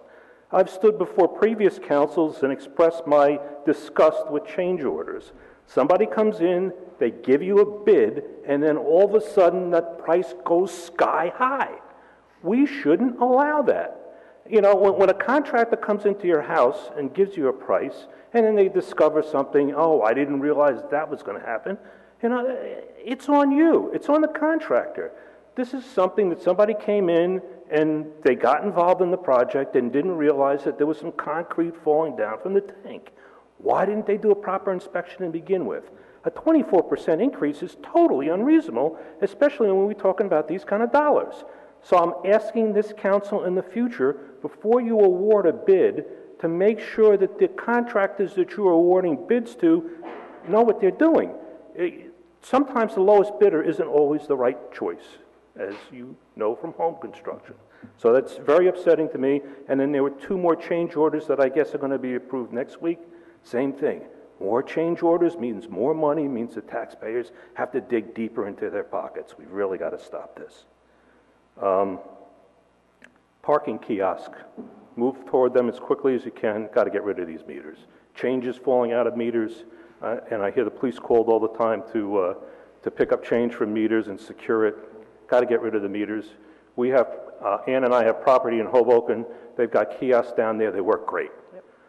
There was originally a talk about people didn't like kiosks because you had to put your receipt back in the car. They didn't want to walk back to the car. You don't have to do that anymore because the parking enforcement agents know by license plate who put money in the kiosk or not. The last thing I want to say is that I attended that Oprah presentation downstairs in the Zuzi room. And one of the things that was mentioned during that presentation was talked about applications that are submitted before the planning board and the zoning board, and how once an application is submitted, that document is public. Well, I've had personal experience in our own building department where they treat that information as if it's confidential and won't let you get a copy of it. I mentioned this at the zoning board meeting last week and was told that Mr. Rogers is in control of that. that he is the person that has to issue a memorandum to the building department indicating that they can no longer do that. My wife and I were noticed on a project that was going on in our neighborhood. I went to get a copy of the zoning chart, and the person down there denied me a copy of the zoning chart. Said you can look at it and you can take notes, but you can't get a copy of it. Can't use your cell phone camera to make a copy of it. That's illegal, or that's unlawful. Can't do that. So I'd appreciate it if someone would direct Mr. Rogers to issue a memo to the building department indicating that these plans that are submitted as part of a zoning application are not proprietary to the point that somebody who is noticed or any member of the public comes in can't see it. We were told downstairs that the only thing that you can't see is if it's a public building and if it's the interior for security purposes. Everything else should be available for our view, and I'd appreciate it if you could take care of that. That's my rant for this evening. Again, happy birthday, Mr. Rogers and Ms. Maylander. Thank you. Thank you, Boyd. If you're allowed to review, time. you can get a copy. It's not. Good evening, Mayor and Council. Again, happy birthday, Mr. Rogers and Ms. Mylander. Well, this is great. We're doing all right here. There is a note here to remind everybody to wish you birthday. And so it's too late. I know you may not be ready for... my name is Saurabh Dani, 390 Bedford Road in Ridgewood. And it's too late. You may not be ready for more complaints, but I just wanted to bring something to your attention. So a couple of meetings ago, or maybe in the last meeting, you signed a resolution 17366, and 17366 says the Village of Ridgewood solicited 4 reputable contractors to quote and receive for quotes and received 3 written responses for the purchase and installation of 75 trees. So the resolution says that the village received 3 responses for purchase and installation of 75 trees. I did an Oprah on that, and the 3 quotes that were provided to me are completely different. So one is for 4 wells in CBD, one is for 20 trees, which are specialty trees requested by residents where residents can request some specific trees. So those are specialty trees and just 21 trees, and that contract was awarded to that specific company. And this third one is for 75 trees. So there were 3 requests in that quotation, but those 3 are completely different. So they are not comparing apples and apples. So one is for 4 wells in CBD, which requires much more work, digging 4 feet down, putting tunnel, putting 3 stakes in the ground, removing the bricks. So that work is completely different than 75 trees. And the second one is for 20 trees, and 20 specialty trees versus 75 trees, the bids would be different. So I'm not saying that the price was more, and if under $40,000 somebody is authorized to make a purchase, they can make a purchase, but then they should be saying that I'm authorizing this purchase based on my knowledge. It should not be a resolution which is saying that you received 3 bids, and based on those 3 bids, this is the lowest bidder, because that is completely wrong. That is false. So they can say that, okay, this is the market rate, and I'm authorizing that market rate. But saying that we received 3 bids is completely wrong. So I wanted to bring that to your attention. The other one is today, and I did an Oprah for vendor activity by vendor ID, and there are a lot of bids that we have authorized where there's only 1 bidder. There are a lot of bids, and even today, the resolution that you're going to vote next week, a lot of those are sole bidders. There's one contract that is for 5 years. The train station advertising contract is for 5 years. Ridgewood has a lot of marketing professionals.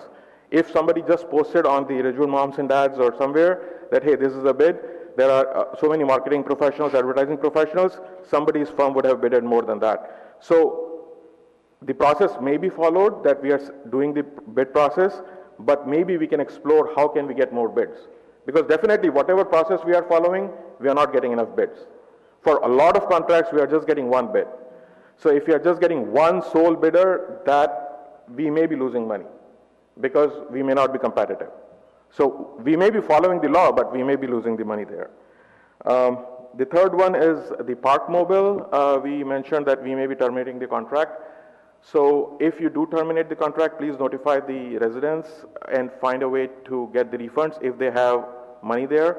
Because I had money in mobile pay or the park mobile one, the one that Hohokus uses. And my wife stopped going to Manhattan. She found a local job, which is very good. But we have that money and that we can't use. So we have that money in that system which is not usable. And for the Hohokus, where I have seen people making a turn, they make a bad turn because they don't know what to do. The GPS brings them there, and they just suddenly, when they are trying to, they see that hill, they don't know what to do. So residents know, most of the residents know what to do, but when GPS brings a new person there, and they just see, okay, now what to do. So maybe there is a clear sign that says you don't have to make a turn here, you can just keep going, and for the truck, some sort of barrier, or some sort of physical barrier that firemen and firefighters can remove, but a normal truck can be avoided. So I think if we have a very clear sign, then don't make a U-turn here, keep going for new arrivals or new people who are not residents here. That will definitely help, and some sort of physical barrier. And the last one is in the vendor activity report that I've received, there are a lot of utility payments for the horse farmhouse. So we are making PSE&G utility payments $300 plus per month to PSE&G for the horse farmhouse. And even if we are using one small room upstairs, that cannot cost us $300 in utilities. And I looked at the lease, and the lease says the tenant is supposed to pay the utility. And we are paying the utility. We are definitely paying for PSE&G. Some of the neighbors requested, sent us an email to village members that who pays for the water bill. We never received a response. I don't know where to do an OPRA for water bill, but definitely for PSE&G utilities, we are paying that. And there are a lot of expenses that are accounted as in different ways: horse farm house, tabernacle house. So it's not in one place. You have to really search for that. And when you search for that, there are a lot of expenses for windows, flooring, carpeting, light poles. So we have spent a lot of money, and we have even paid that vendor more than $10,000 in last 1 year from Parks and Recs for activities. So we have spent and paid back and paying utility much more than what we have received in rents. So at least the utility is definitely out of the like a wrong compared to what we have in the lease. Right. We should not be paying for the utilities. Thank you. Thank you, Saurabh. I'm just going to ask Matt while she's coming up. Matt, do we have two separate meters there? Because if there's not double meters, I don't think we can. I just recall that in the lease, all utilities were supposed to be paid by Elf Barn. Yeah. And I know that there was an OPA request recently by Mr. Donnie to get that. We're going to get them. Donna brought it to my attention today. Yeah, okay. We're going to get that to him, but I'm going to look at this as I get some of these documents together for the OPA request. So. Yeah, okay. We'll look at it further.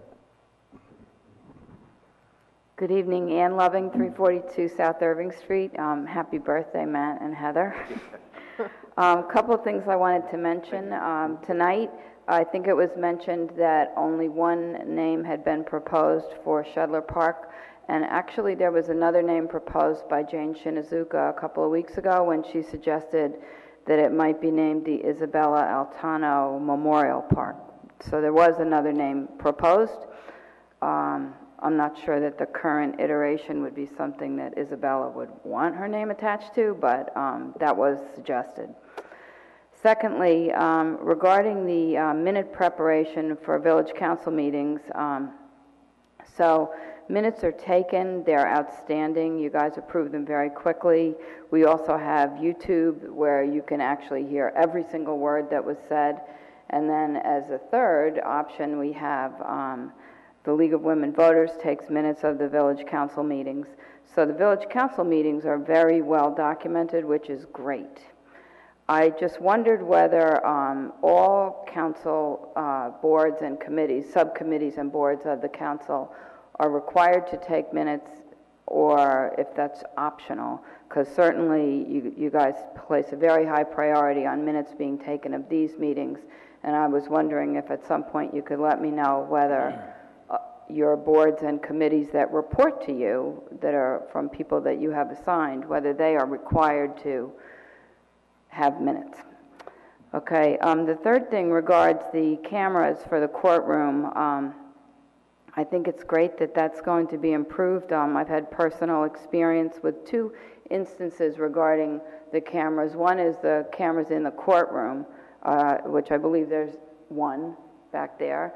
And one time I tried to Oprah the police camera from this room when there was an incident where a resident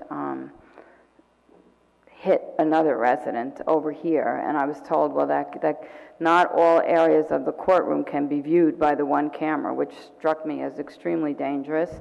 And I mentioned this a couple of years ago, so I certainly hope that's being improved. And another time, an elected official confronted somebody who was legally petitioning outside Village Hall, right outside the door here, and I Oprah'd those cameras, and I was told that the quality was so poor that you really couldn't see anything. So I'm really glad that you're getting new security cameras here for every reason.